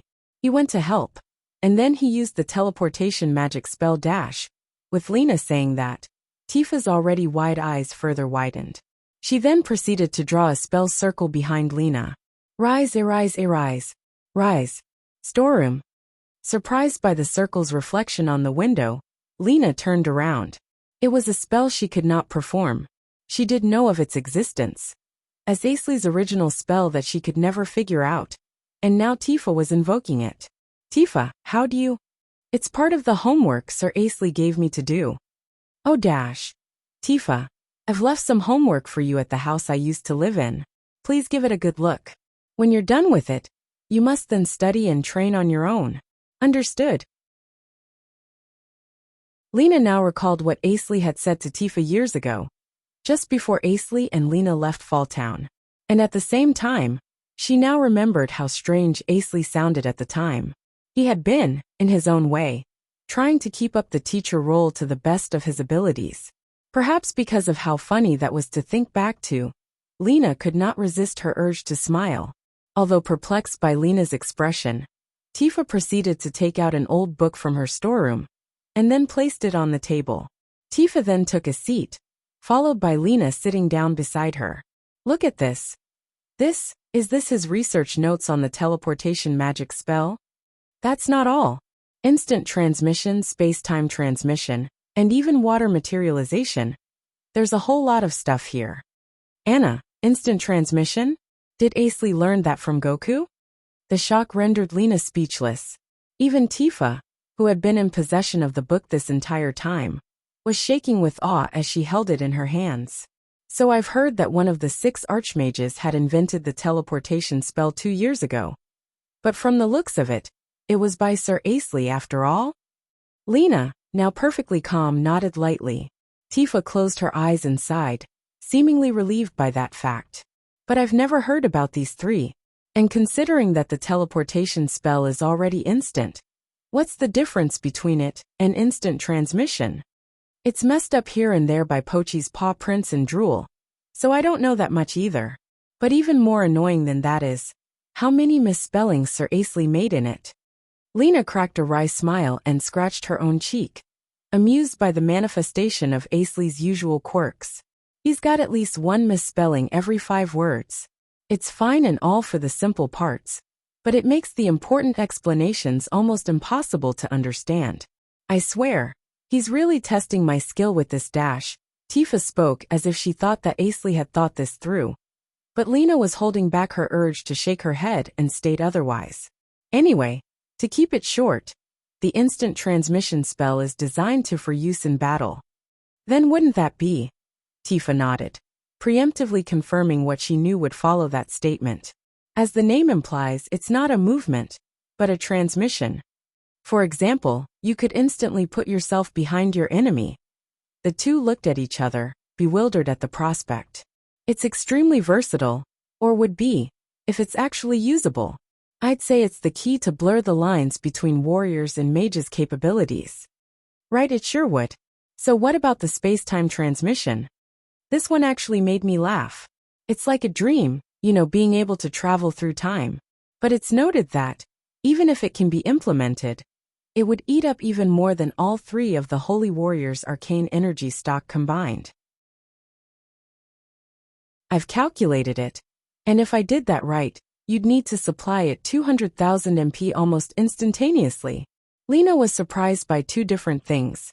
One was Asley's achievements, of course, but above that was how much Tifa had improved herself. As a mage, Lena was impressive enough to be given the nickname Silent Witch. Just by sitting next to Tifa, she could already get a rough read on the latter's combat capabilities. Lena could detect that Tifa's arcane energy was abnormally powerful for her age, but also that the latter's abilities were not yet on her level. Regardless, Tifa had in her possession a great deal of knowledge unobtainable from neither the Magic University nor the Adventurers Guild. This was the result of Asley's homework, of her teaching and learning things herself. Her knowledge and degree of effort were the most surprising things. Tifa, as if to encourage Lena, proceeded to say, so the most realistic thing out of the bunch would be the water spell manifestation. Water magic usually requires a water source to be usable, right? If this is successfully implemented, it's sure to change everything, right? If people could call water out of thin air with magic formulas, then they would be able to survive as long as they have arcane energy. Its widespread use would quickly open up ways to make barren land fertile too. So what does the book say about it? It looks super complex, and needs some supplementary magecraft formulas too. But the important part of it is, well. Tifa stopped her explanation and showed Lena the particularly crumpled pages of the book. The letters were so distorted that they were impossible to read. Ahaha, that's got to be Pochi drool again. Chances are there's some of Sir Asley's in that too. Haha. Tifa put on a wry smile as if to agree with Lena's thoughts. Lena then spoke up, as if she had just realized something. Wait, Tifa, you already know how to do magecraft? Why yeah. He's left a lot of books about it with his homework. And here I am, not knowing much of it after all this time. I would have preferred to be the first to leave, really. I'm jealous of you, getting to be with Sir Asley all this time. Although Tifa had said all that calmly, Lena noticed otherwise based on the words alone.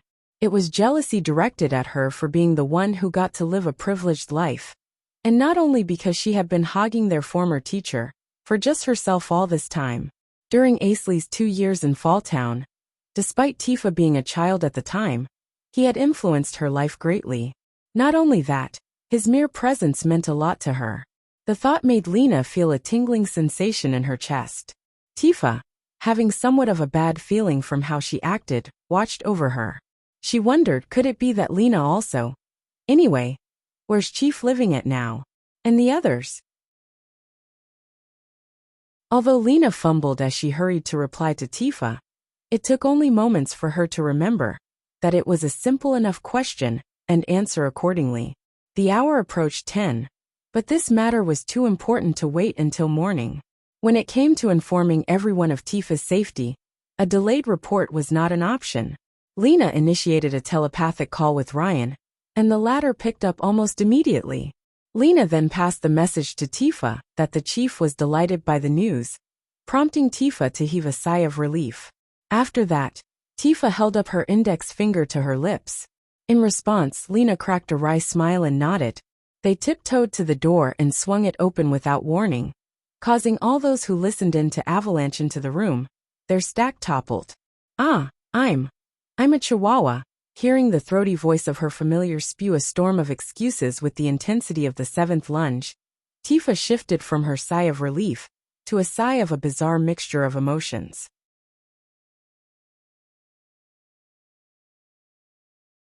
Chapter 115. That Chant.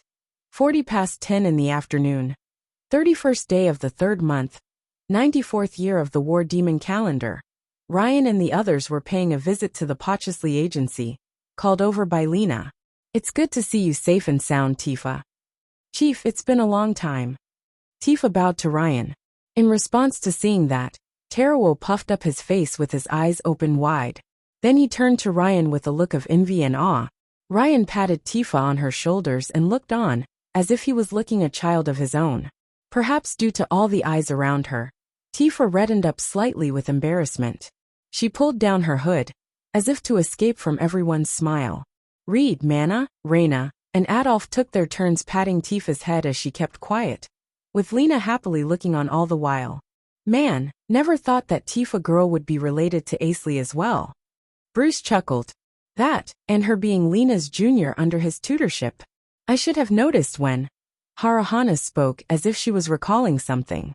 Everyone in the reception room directed their attention to that statement, seemingly curious about what she would say next. Well, there is that chanting she did before casting her spells dash. Before Harahana even finished her sentence, an utterance of realization echoed through the room.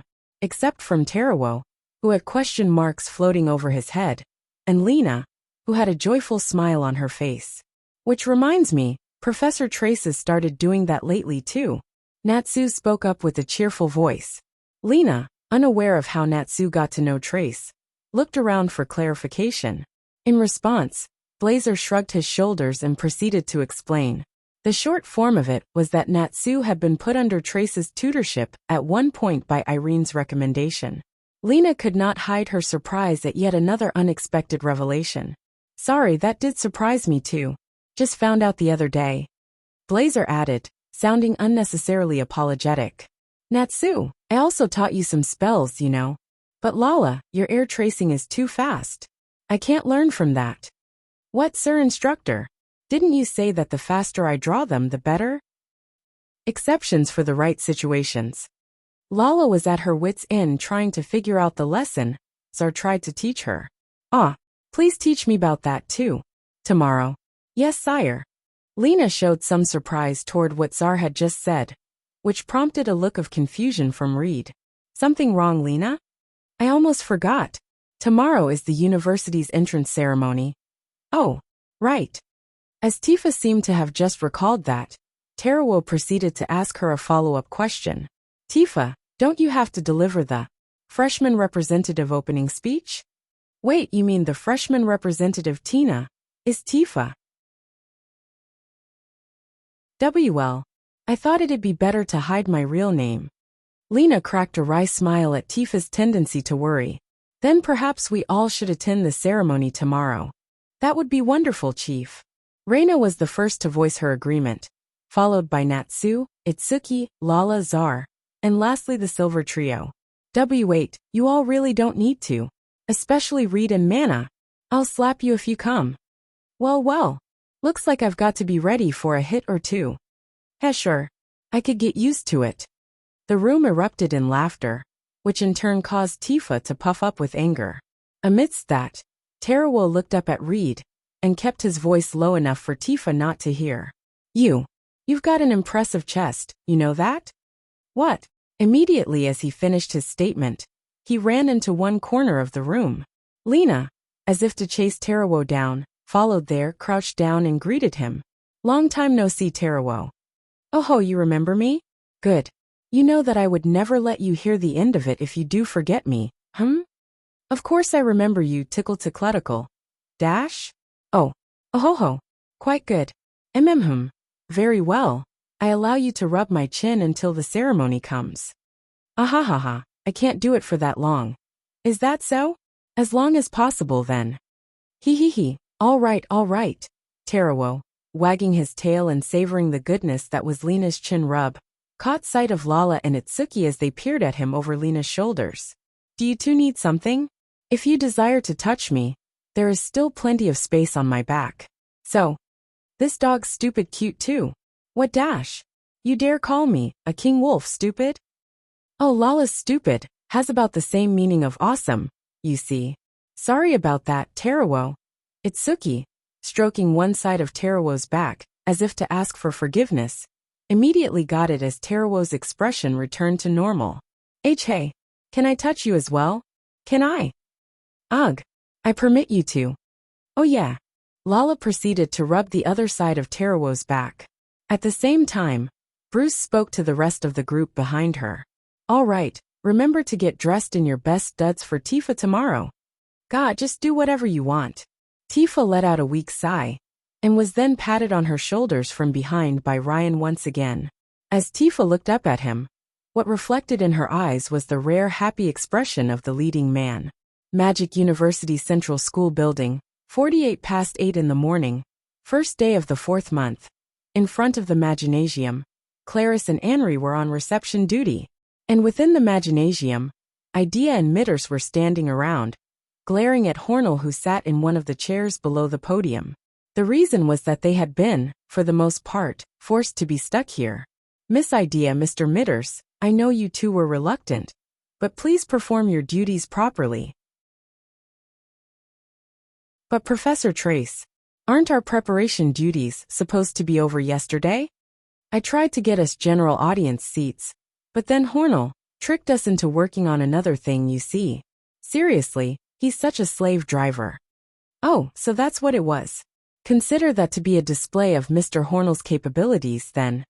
Trace smiled as she stole a glance at Hornell, then turned on her heel and walked toward the backstage. Bah, isn't it about time the people came in? Let's hurry up and get back to Dash. Just as Mitters was about to finish his sentence, a loud shout came from the direction of the entrance. Hey there. Doing a good job here. Idea. Mitters. The two turned around upon hearing a voice they recognized. What they first saw was Zar, jumping out of the bag on Lala's back. And then Bruce, who was giving Lala a piggyback ride. Anri and Claris also noticed them, and were happy to see some familiar faces. Sir Bruce, Sir Blazer. In the same manner as Bruce, Blazer appeared with Natsu on his shoulders, followed by Haruhana, Itsuki and Ryan walking in behind them. Mitters, due to all the strangeness of the scene, had a drop of cold sweat run down his face. Hey, the hell's going on?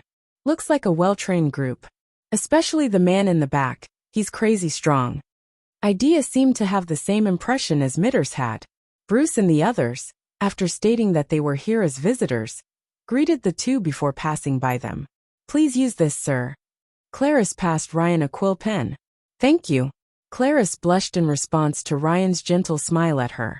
Anri, breathless from the disbelief of what she was seeing, nudged Clarice with her elbow. Hey, Clarice, you doing all right?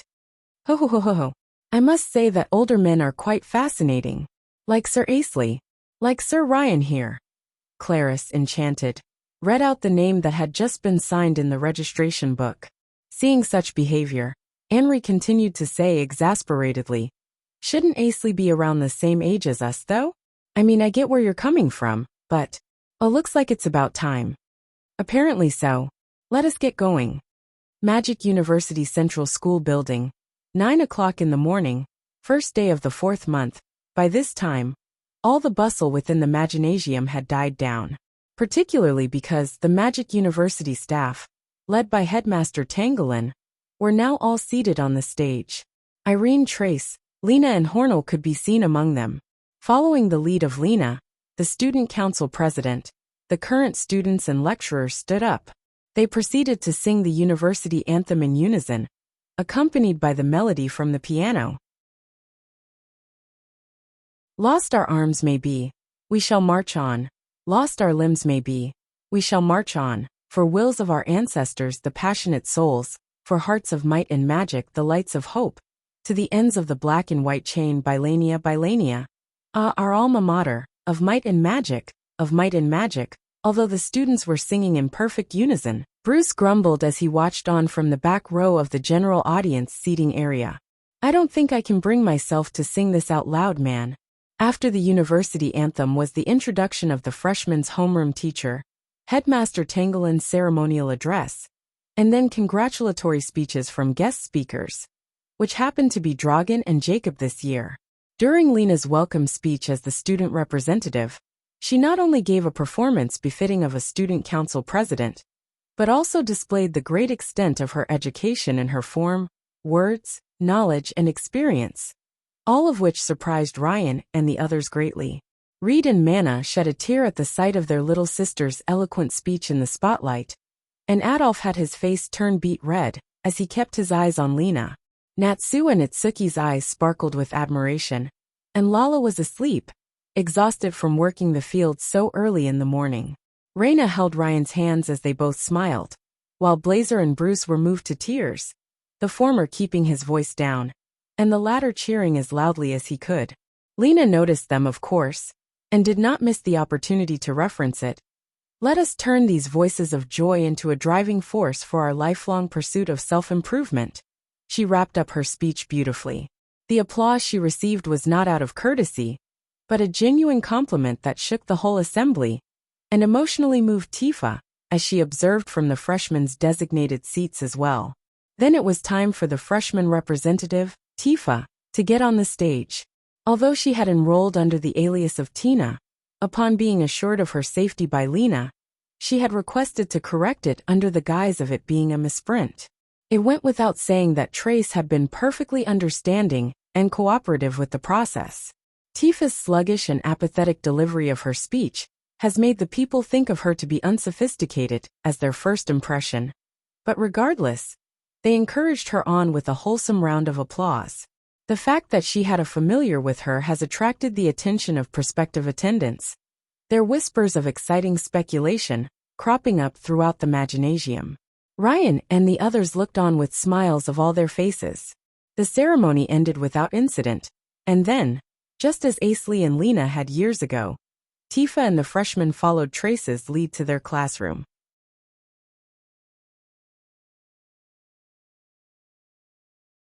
Chapter 116, A Nostalgic Scent. Now they were in the same classroom, in which Asley had studied 3 years ago. Tifa and the other freshmen, led here by Trace, inserted their name tags into the nameplates of their chosen seats, and then sat down with a myriad of expectations in their hearts. And of course, there was a nameplate for Tarawo as well. "Oh ho, that Trace woman is quite considerate. I'll make sure to remember her." Tarawo mused on as he stared at Trace, his tail wagging in rhythm with his throaty voice. Trace started off by giving students a welcoming speech of her own. First was a brief outline of their school life and schedule of activities from tomorrow onwards. Then, as if she was so used to the routine, Trace proceeded to hand out 2 rolls of parchment to each of the students. They were of course the black and white chain contract sheets. The black and white chain affiliation contract. The following is a binding contract between and the black and white chain second party. 1. The first party shall endeavor to train their mind and body, and to bear an attitude appropriate of a warrior and or mage. 2. The first party, on the occasion of the Devil King's invasion, shall agree to participate in the battles to defeat the Devil King, and provide complete support to the holy warriors. 3. The first party shall be exclusively affiliated with either the black or white faction, and adhere to the activities and ideologies of the second party. In signing this document, the first and second parties agree to operate according to the above terms. The first and second parties will each hold a copy of this document in their custody. First day of the 4th month, 94th year of the War Demon Calendar. First party. Second party. The black and white chain. Oh, a contract? NGH. The symbols are too difficult. Mind reading this out for me, Tifa? Tifa, paying no care to Tarawo's words, proceeded to read the contract sheet thoroughly. Here it is, the contract Lena told me about. It's applied with a powerful arcane energy constraint. If the writer of this contract wanted, they could create a fearless army with a single command. Oh, so that's why she told me to use this spell. Rise, letter edit. It was none other than the spell Asley had used to force an alteration of the document's letters. Asley had taught it to Lena at one point, and Lena would have gotten to pass it to Tifa if the latter hadn't already known it. It was among the homework projects that Asley had left behind for her. Although it was a relatively advanced spell, Tifa had successfully imitated it with her extraordinary capacity for learning. She had first used it to overwrite the name of Falltown, her hometown, on her letter of recommendation. Although she hadn't forged the Iverial Town mayor's signature like Asley had done, she had indeed used the same method. Having confirmed its viability at the university on the day of her entrance examination, Tifa felt greatly relieved. That was the reason why she had turned down Lena's offer to teach it to her. The letter edit spell that Lena had learned from Asley, and the one that she had taught herself back at Falltown. She didn't know that those two were based on different formulas. She waited and waited, but the letters on the contract sheet did not change. NGH-. They're not moving. Did I mess up the invocation? She cast the letter edit spell once again, making sure she was thorough and discreet. However, the letters on the contract sheet still would not budge. Why? While everyone else, one after another, tossed their signed papers into either the black or white box, Tifa grew impatient, scrambling for a way to work things out with her hands scratching her head. Tarawo, sitting next to her, eventually spoke up. The arcane energy housed in these papers is quite something. I can see things going way south if you were to sign the contract. As time passes, the effects of its terms will encroach on your being. You'd need an equally vast amount of arcane energy to void it out. Tifa realized what was up upon hearing Tarawo's whispers of idle complaints. Her failure to invoke the letter edit on the contract was due to her arcane energy being inferior to that of the one who had written it. The version of letter edit that Lena had intended to teach Tifa had been modified by Asley, elevating its effect above that of the original. The version that Tifa had used just now was only a prototype of it. The very same prototype had been used successfully by Asley 3 years ago, but only because his arcane energy had expanded to an immeasurable magnitude over the past 5,000 years. Tifa, on the other hand, has only been in this world for 15 years. Although her arcane energy was greater than average, it still was within an expected range of her level.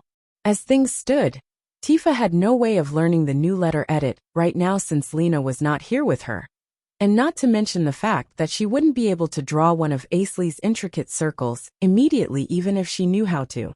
Her impatience showed prominently on her face. She contemplated simply signing her name and turning it in, since at this point, she was the only person in the room who hadn't already done so. Ifa? Miss Tifa? Yes, Dash.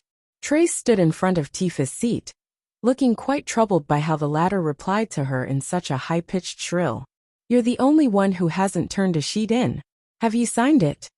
Ah, yes. I mean no. As Tifa stammered on, Trace took the liberty to unroll one of her contract sheets. And then, oh, but I can see that you already have. Huh. Now please drop it in either the black or white box. Trace shot a subdued wink to Tifa as the latter stared back blankly. Tifa now realized that Trace was rescuing her. She remembered how she had heard the name Trace yesterday, from Natsu back at the Pachysli agency. Tifa simply had yet to connect the dots at the time. Because of that, she also couldn't quite figure out why she was being helped in the current situation. Tifa followed Trace down to the podium at the very front of the classroom, the latter's heels ringing a prominent click every step along the way, and then proceeded to drop the still blank contract sheet into the box of the white faction. Trace smiled, her glasses shining as she pushed its frame up. She has chosen white. I see. Then she will be a very welcome addition to our ranks, especially with how Miss Lena and Professor Irene has been informing me on things that have been going on with the black and white chain lately. I reckon there is no need to force her into this, especially since she's an acquaintance of Mr. Asley's. In fact, I should have known when she did that chant during her entrance examination. Naturally, the Magic University's entrance examination did have a demonstration of practical skills as one of its criteria. Even Asley, Lena, and Hornell had gone through it in some form despite making the cut with just the test of knowledge. As Trace had been the one to oversee the examinations for this semester, she had seen Tifa cast some spells and heard the chanting that came with them. It was the same chant that she had started to do recently, and a clear sign of one's connection to Asley. Tifa, heaving a sigh of relief, hurried back to her seat and proceeded to poke Tarawo's forehead, to the latter's confusion. 5 o'clock in the afternoon, first day of the 4th month, 94th year of the War Demon calendar. Sir Asley's room? Itsuki, back at Pachysli agency, responded to Tifa's question of her own. Getting a nod back, Itsuki then shook her head in disapproval. Well, it's on the 2nd floor on the side of the street. So you go up the stairs and straight to the end of the hallway. Now stop right there, Tifa. You can't just walk in there. Tifa, who had started to ascend the stairs in the middle of the sentence, stepped back down upon being called out by Itsuki. Oh, I'm not going to just walk in. For a moment, Itsuki felt relieved to hear that. Because I'm gonna break my way in. Hey, that's not what I meant. Itsuki tried to follow Tifa up the stairs, but was prompted to stop her feet by a ringing of the doorbell. She peeked at the entrance doorway through the staircase's railings, and saw that a shabbily dressed woman and a girl was waiting there, both looking around restlessly. She could immediately tell that these kinds of people were here for the Pachysli agency's services. Oh, a customer. Look, Tifa, just get down here. Wait, she's gone? Tifa and Tarawo, having silently slipped away from Itsuki, were already in front of the room, at the end of the 2nd floor hallway. Just like any other room, a wooden board with the name of the room's owner, with the addition of a paw print stamped to the end of it, hung from the center of the door. Tarawo took a step forward, perhaps misinterpreting Tifa's emotion, as she locked her gaze on that name. Thinking of assassinating the person inside, Tifa? Hahaha, very well. Just follow my lead. Tifa ignored him, instead stepping forward herself, and twisting the doorknob open. I see. So you want me as the rear guard? Rest assured, I shall protect you with my lead dash. Then she slammed the door shut right in front of Tarawo. Oh. Tifa looked around Asley's room, and saw that it was quite plain, not being furnished with anything particularly unnecessary. The thing that did catch her eye, however, was the mountain of documents and writing materials on the table. That, and a comb with bundles of fur stuck on it, left lying around in front of a mirror. The next thing Tifa caught sight of was a dimly glowing spell circle in a corner of the room. She crouched down and examined it, tracing over the formulas with her finger. The formula is extremely complicated, and applied with a personal identification code. This is probably the fixed position teleportation spell. Amazing. Outside the room, Tarawo kept rambling on while he faced the door. He was quiet now, but considering his tendency, he was sure to blow up sooner or later. Right, of course. She's testing how far I'd go for a friend, Very well. This wood scrap of a door is the same as cotton candy against my demonic claws. Oh, now I'm having a craving for some cotton candy. Tifa, I could do with some cotton candy right about now. Tifa, are you listening to me, Tifa? But of course, Tifa paid no attention to him. Finding nothing else of interest after looking around for a while longer, she proceeded to sit down on the bed. Then the realization hit her of what this nostalgic scent was that had been getting into her nose this whole time. It was the scent of the beast beside the person who had been teaching her magic up until 3 years ago. Overcome with nostalgia, Tifa's face put up a naturally wry smile as she grumbled at how the room smelled of pochi. She then proceeded to lean down on the bed, directing her eyes up to the unfamiliar ceiling. Good God, today sure was an exhausting day. The time now was 5:10 in the afternoon, 50 minutes before Asley returned to his room.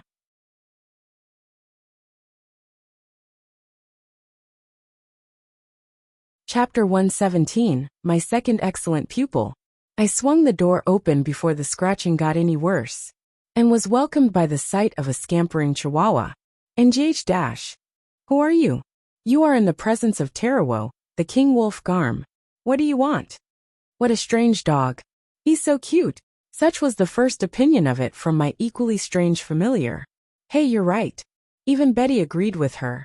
Is he really all that cute though? Me. Cute. Did that tick him off? He does seem to have quite an inflated ego and all, so.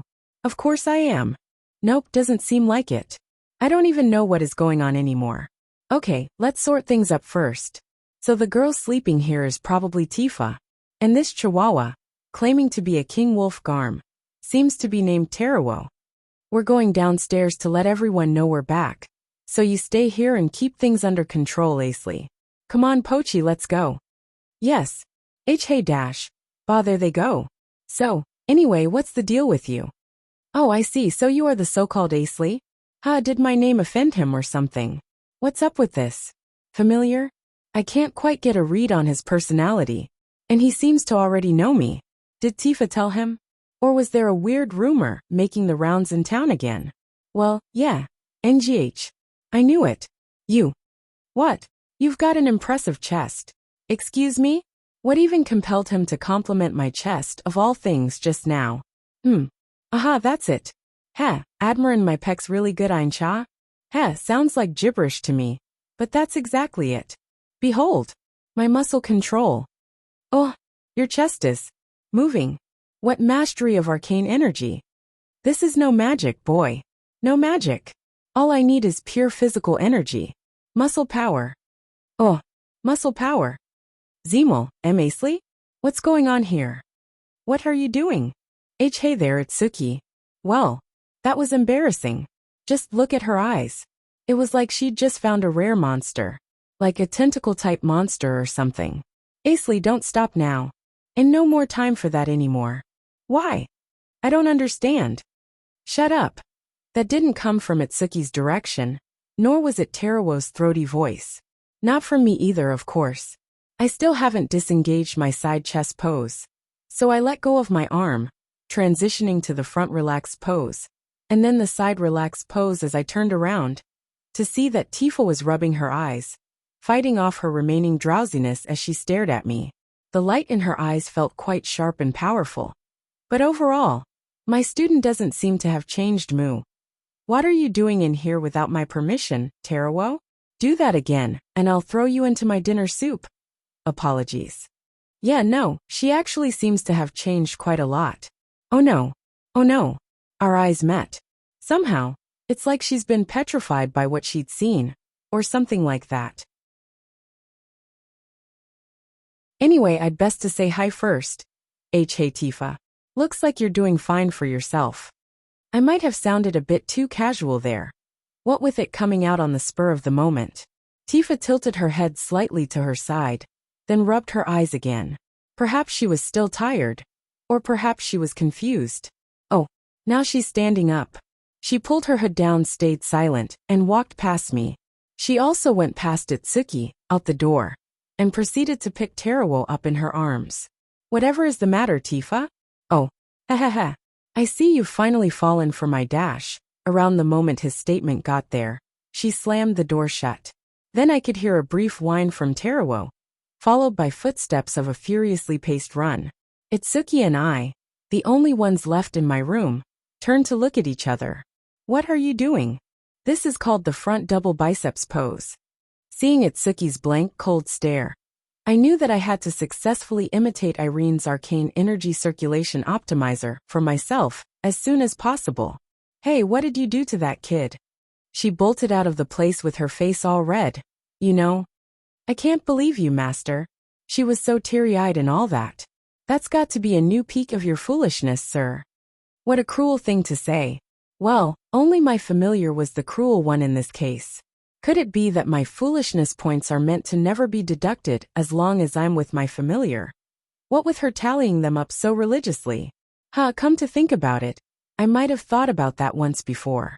Anyways, once I was down to the first floor of Asley Agency, everyone came out to welcome me back. Congrats on your promotion, man. Did you get to let your explosive powers loose back there?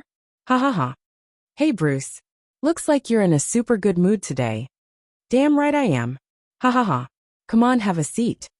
After me, Pochi and Betty sat down to my sides. And then Blazer, Bruce, Haruhana, Natsu, Lala, and Zar took their seats around the table. We proceeded to talk while waiting for dinner to be served. Lena hasn't come back yet. Chances are she's still busy cleaning up after the university's entrance ceremony. Maybe I should go check up on her later? Asley, listen. You gotta come check out the fields. Me and Sir Instructor, we're getting good results back there. Ooh, nice. I'll make sure to go round to the courtyard later. No, Sir Asley, she meant the one at Falltown. Then that'll have to wait until tomorrow. It's a promise. All right. Sure thing. Hearing me say that, Lala's emerald eyes sparkled.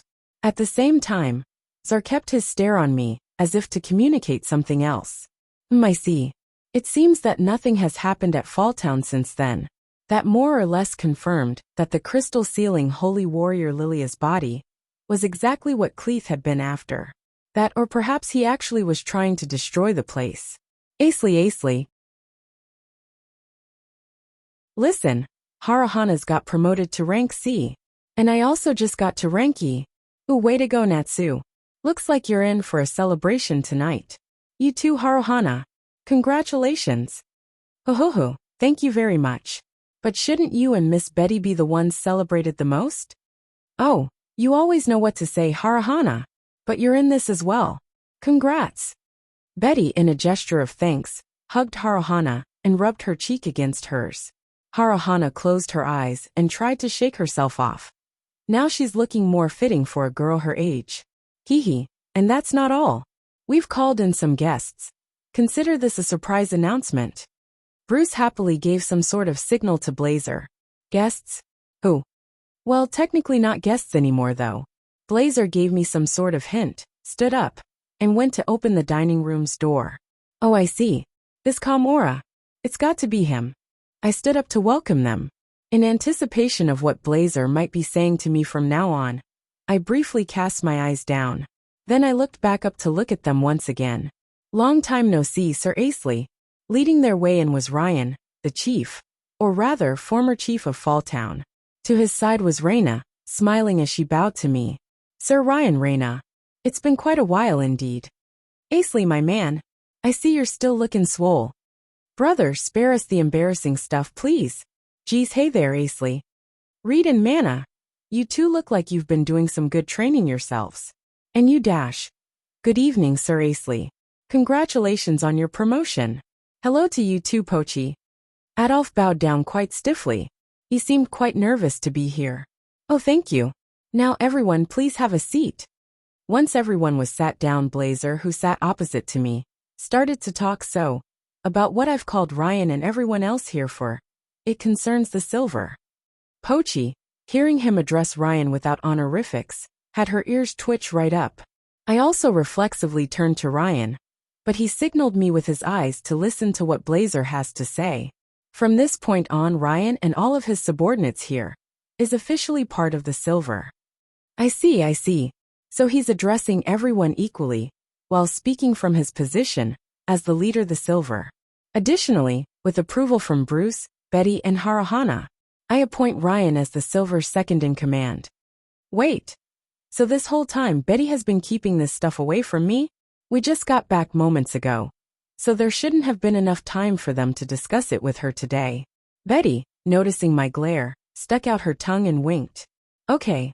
I'll admit that she pulled that gesture off nicely, but my mood right now dictates that she doesn't look cute at all. Well, that's that. And now both of the siblings are winking at me. Okay guys, now you're just being creepy. Congratulations. Me too. I'm in too. Ooh, at long last. Congrats, Natsu. Perhaps still mixed on it, Blazer had a wry smile on his face when Natsu's inclusion to the team was brought up. And that would be perfectly reasonable. Although it's more or less normal for children to fight in this day and age, she's going to be with a team that takes on high-level requests. Natsu's still got so many things to learn before she's up to snuff. She might end up pushing herself too hard. And that's nothing to be happy about. Perhaps she'd grown too attached to them. Now, we are supposed to support the kids who'd chosen to fight of their own accord. But this instance does show that things won't always play out as intended. But what about Bruce and Betty? No offense to Sir Ryan, but those two have been with the Silver for the longest time, haven't they? Nah, we wouldn't be fit for the job. Okay then. I did suggest the position to them, of course. It's perfectly in line with what they've always wanted. You see, Sir Asley, I thought I would be able to better provide you with assistance by working with them. Wait, what about the survivors from Falltown, sir? Oh, don't you worry, Asley. Reed interrupted. We'll be able to take care of them better by being in the Silver. The bigger the team, the more requests we can take. Not to mention the work's going to be safer. Blazers agreed to keep our finances separate too, so we'll be making more dough than we were before. We'll contribute to strengthening the team, of course. Hahaha, gotta do better than that, Reed. Haruhana just outranked you, remember? Shut up, Bruce. I'll get stronger than you in no time. Go on and try it, E-Man. Seeing how they were practically talking over Mana's head, I'm feeling quite sorry for her. Bruce and Betty, Reed and Mana. These two pairs of siblings bear quite a bit of resemblance. Not only in terms of personality, but also their relationship. Their abilities are still far apart, however. I look forward to seeing how strong all of them can get. Ha ha ha ha. There you have it, Sir Asley. Inadequately skilled and equipped we may be, but I ask that you trust us to get things done. He's got quite a fascinating smile going on for him, that's for sure. The Silver sure has added a powerful ally into their ranks. Now then, this is the first time anyone's hearing about this. But Dash, did he mean that he'd been keeping some other new members a secret from everyone? Or maybe he'd deliberately chosen this timing to bring it up. Blazer is especially good at timing things, so I wouldn't put this past him. Considering that this decision was probably made by him alone, the latter sounds like the more likely explanation. Idea and Mitters will be joining us next year, when they graduate from the Magic University. Ooh, nice. So they've made up their minds already? Those two. I see. Those three didn't seem all that surprised. It was like they'd long expected the addition. Still Idea and Mitters, Wait. What? I mean, those two are still under the black and white chain contract, aren't they?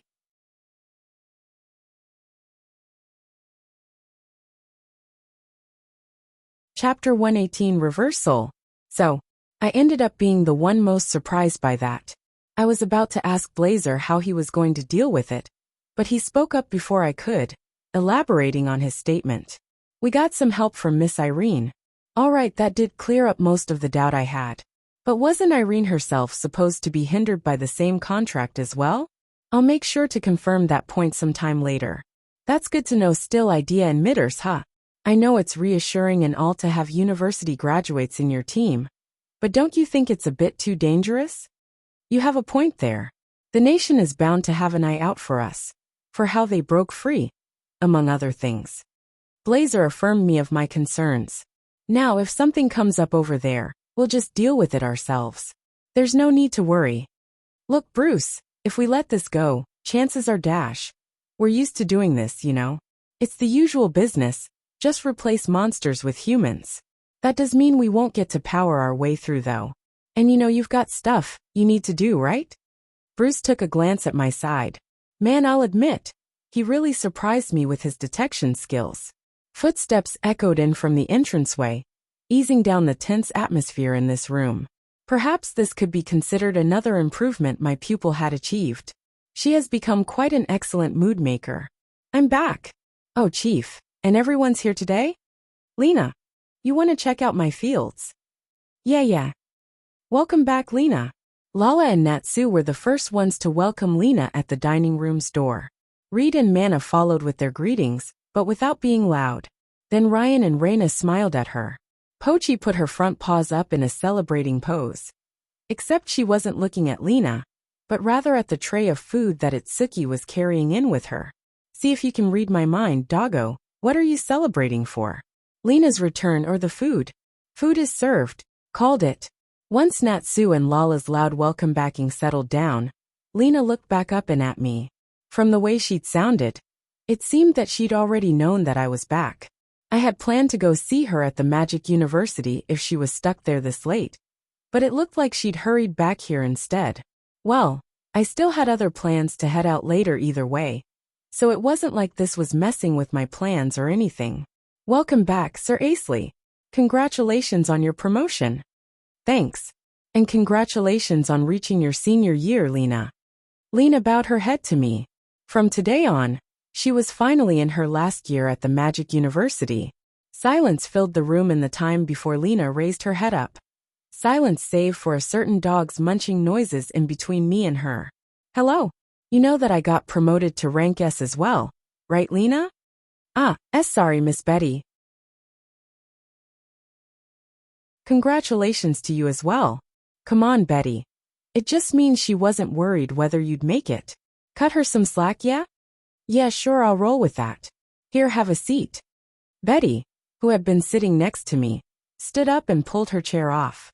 It seemed that she wanted Lena to sit here instead.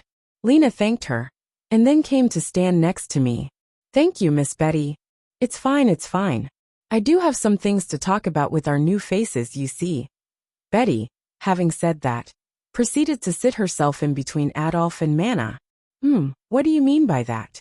Lena turned to me, as if asking me specifically. I urged her to take her seat first, and then proceeded to explain to her the whole story so far. By the time I got to the part where everyone had joined up with the silver, from which Lena was greatly surprised by, everyone's dinner was served. And so everyone settled down around the table, and as usual, offered a prayer to God. Our hearts grateful for all the food in front of us, we proceeded to partake in our meal. Considering how every night countless other households were offering prayers to the Devilkin instead. Well, I really don't want to think about it, to be honest. Is something the matter, Sir Asley? Well, nothing. Oh, actually there's one thing. So Tifa was sleeping in my room when I came back, you see. She immediately left when she woke up though. Do you happen to know what's up with her? Arcane energy instantly filled the air of the dining room. It was so intense that absolutely everyone stopped eating. It wasn't even hostile, just absurdly turbulent. I don't understand why this would be the case, but the source of that arcane energy was Lena, her glass cup beginning cracking in her tightening grip. Oh, so, Tifa was in your room. Perhaps great impact would be the appropriate word to describe it. It was enough to compel even Pochi to stop eating after all. All eyes were not on Lena but on me. And Ryan, the only one here who seemed to still be calm, even showed a look of curiosity. It's like they're stabbing me, man. Who knew getting stared at could hurt so much? Well, I mean, she did look pretty tired. So, yeah, she probably was tired. Why would I even say the same thing twice? I hadn't even known that Tifa was in my room in the first place, so there was no way that I'd know the right thing to say, either. Amid the cold stares, I totally forgot about the food as clueless as I was, chucked out one excuse after another. I'll say this now.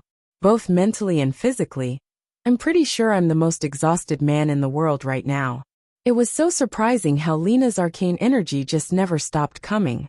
As far as being a mage is concerned, she's a freaking genius. That was the impression I'd gotten from her. Ryan very much appreciated how strong she had become, but Bruce had expressed a slight bit of reservation. After Lena had gotten back to her room, Bruce had said to me. Man, if she was actually angry, I bet she'd be scarier than even Betty. As one would expect, Bruce was promptly put out of commission by Betty's triple combo, his knockout solidified by Lala's 10 count. And if my excellent pupil were to be scarier than that, well, she would turn out to be quite fearsome indeed. As we went on later into the night, the dining room grew quieter and quieter. Only 6 of us remained here now. Me, Pochi, Ryan, Bruce, Blazer, and Czar. Betty had gone back to her room earlier, because she had been put on breakfast duty tomorrow. As for Reed and Manna, they were planning to get some work from the guild tomorrow. Once everyone else was asleep, we started talking about the incidents that had been happening these past few days. So, Asley, do you happen to know something about the assault kobold with the black aura? There isn't quite enough information to work on, but I think that's not black magecraft. It's more likely some magic with applied effects of the reverse soul discipline. And what would that reverse soul be? Reverse soul, it is the taboo art of raising the dead. Those brought back are devoid of intelligence and logic, rendering them inhuman. We have only heard about them from anecdotes ourselves. Czar took the chance to answer Ryan's question in detail. That's messed up, man. Sir Asley, what did you mean by its applied effects? Contrary to its name, the reverse soul never involved any actual reviving, you see. All it does is fill a vessel, in this case a dead body, with powerful arcane energy, and control it with sustained magic. That is a naturally occurring phenomenon, mind you. Ah, you mean the ghouls and zombies and those kinds of monsters, Master? Right. Those monsters are essentially dead bodies, be it human or otherwise, coming alive after coming in contact with arcane energy in the air. And by the applied effect, I meant that it might have been used on a living target instead of a dead one. Then what about the monster corpses that got their hearts gouged out? We were wondering the same. Could there be a plausible explanation for that, Sir Asley? The reverse soul in its original form is quite a dangerous branch of magic, you see. So much so that it could draw out every last point of the user's arcane energy, which is why I believe this particular user had used bodies of targets on the brink of death. Or at least, not immediately dead. Theoretically, a barely alive vessel would have some arcane energy left in them. The caster may have used those bodies' residual arcane energy to feed that one assault kobold's corpse instead. I see. In short, the caster used the bodies of other monsters as substitutes in order to be on the safe side. I nodded in agreement with Ryan's statement. At the same time, Bruce clicked his tongue, annoyed and unnerved. That thing's no joke, man. Indeed. And so, considering the timing, that man is a likely suspect. The man who attacked my home. Cleef was he now? But why would he do that, sir? If the reverse soul was performed on the spot, then that would mean Bylania was his target. But in terms of the kobold's strength, wasn't it just a bit below rank A? Wouldn't it make more sense for him to use some stronger monster? Bah, leave it to my familiar to think up scary alternative scenarios. She was right though. I still don't know what his motives are, but it's likely that his spell isn't complete yet. So that was a test run then? It would make sense that the assault kobold was already missing an arm, and that he used a C-ranked monster instead of something stronger. Yes, Bylania is full of personnel able to take down even monsters close to rank A, after all. This way, it makes it easier to get rid of the evidence too. Even if he failed, some adventurers will probably turn up to take care of things sometime down the line. And this approach would not have worked out if he were to try it near the royal capital. But you know, if that spell is completed, then it would be a big problem. Blazer's words made the dining room fall into an even deeper silence than it already was. You're tuning in to the Li Mei's Wuxia Whispers YouTube channel. We're so grateful for your support, and don't forget to subscribe to join us on this incredible journey through captivating stories. Your generosity through donations truly makes a world of difference, as it's the primary source of revenue that allows me to expand and enhance this channel for you. Thank you from the bottom of my heart for being a part of this adventure.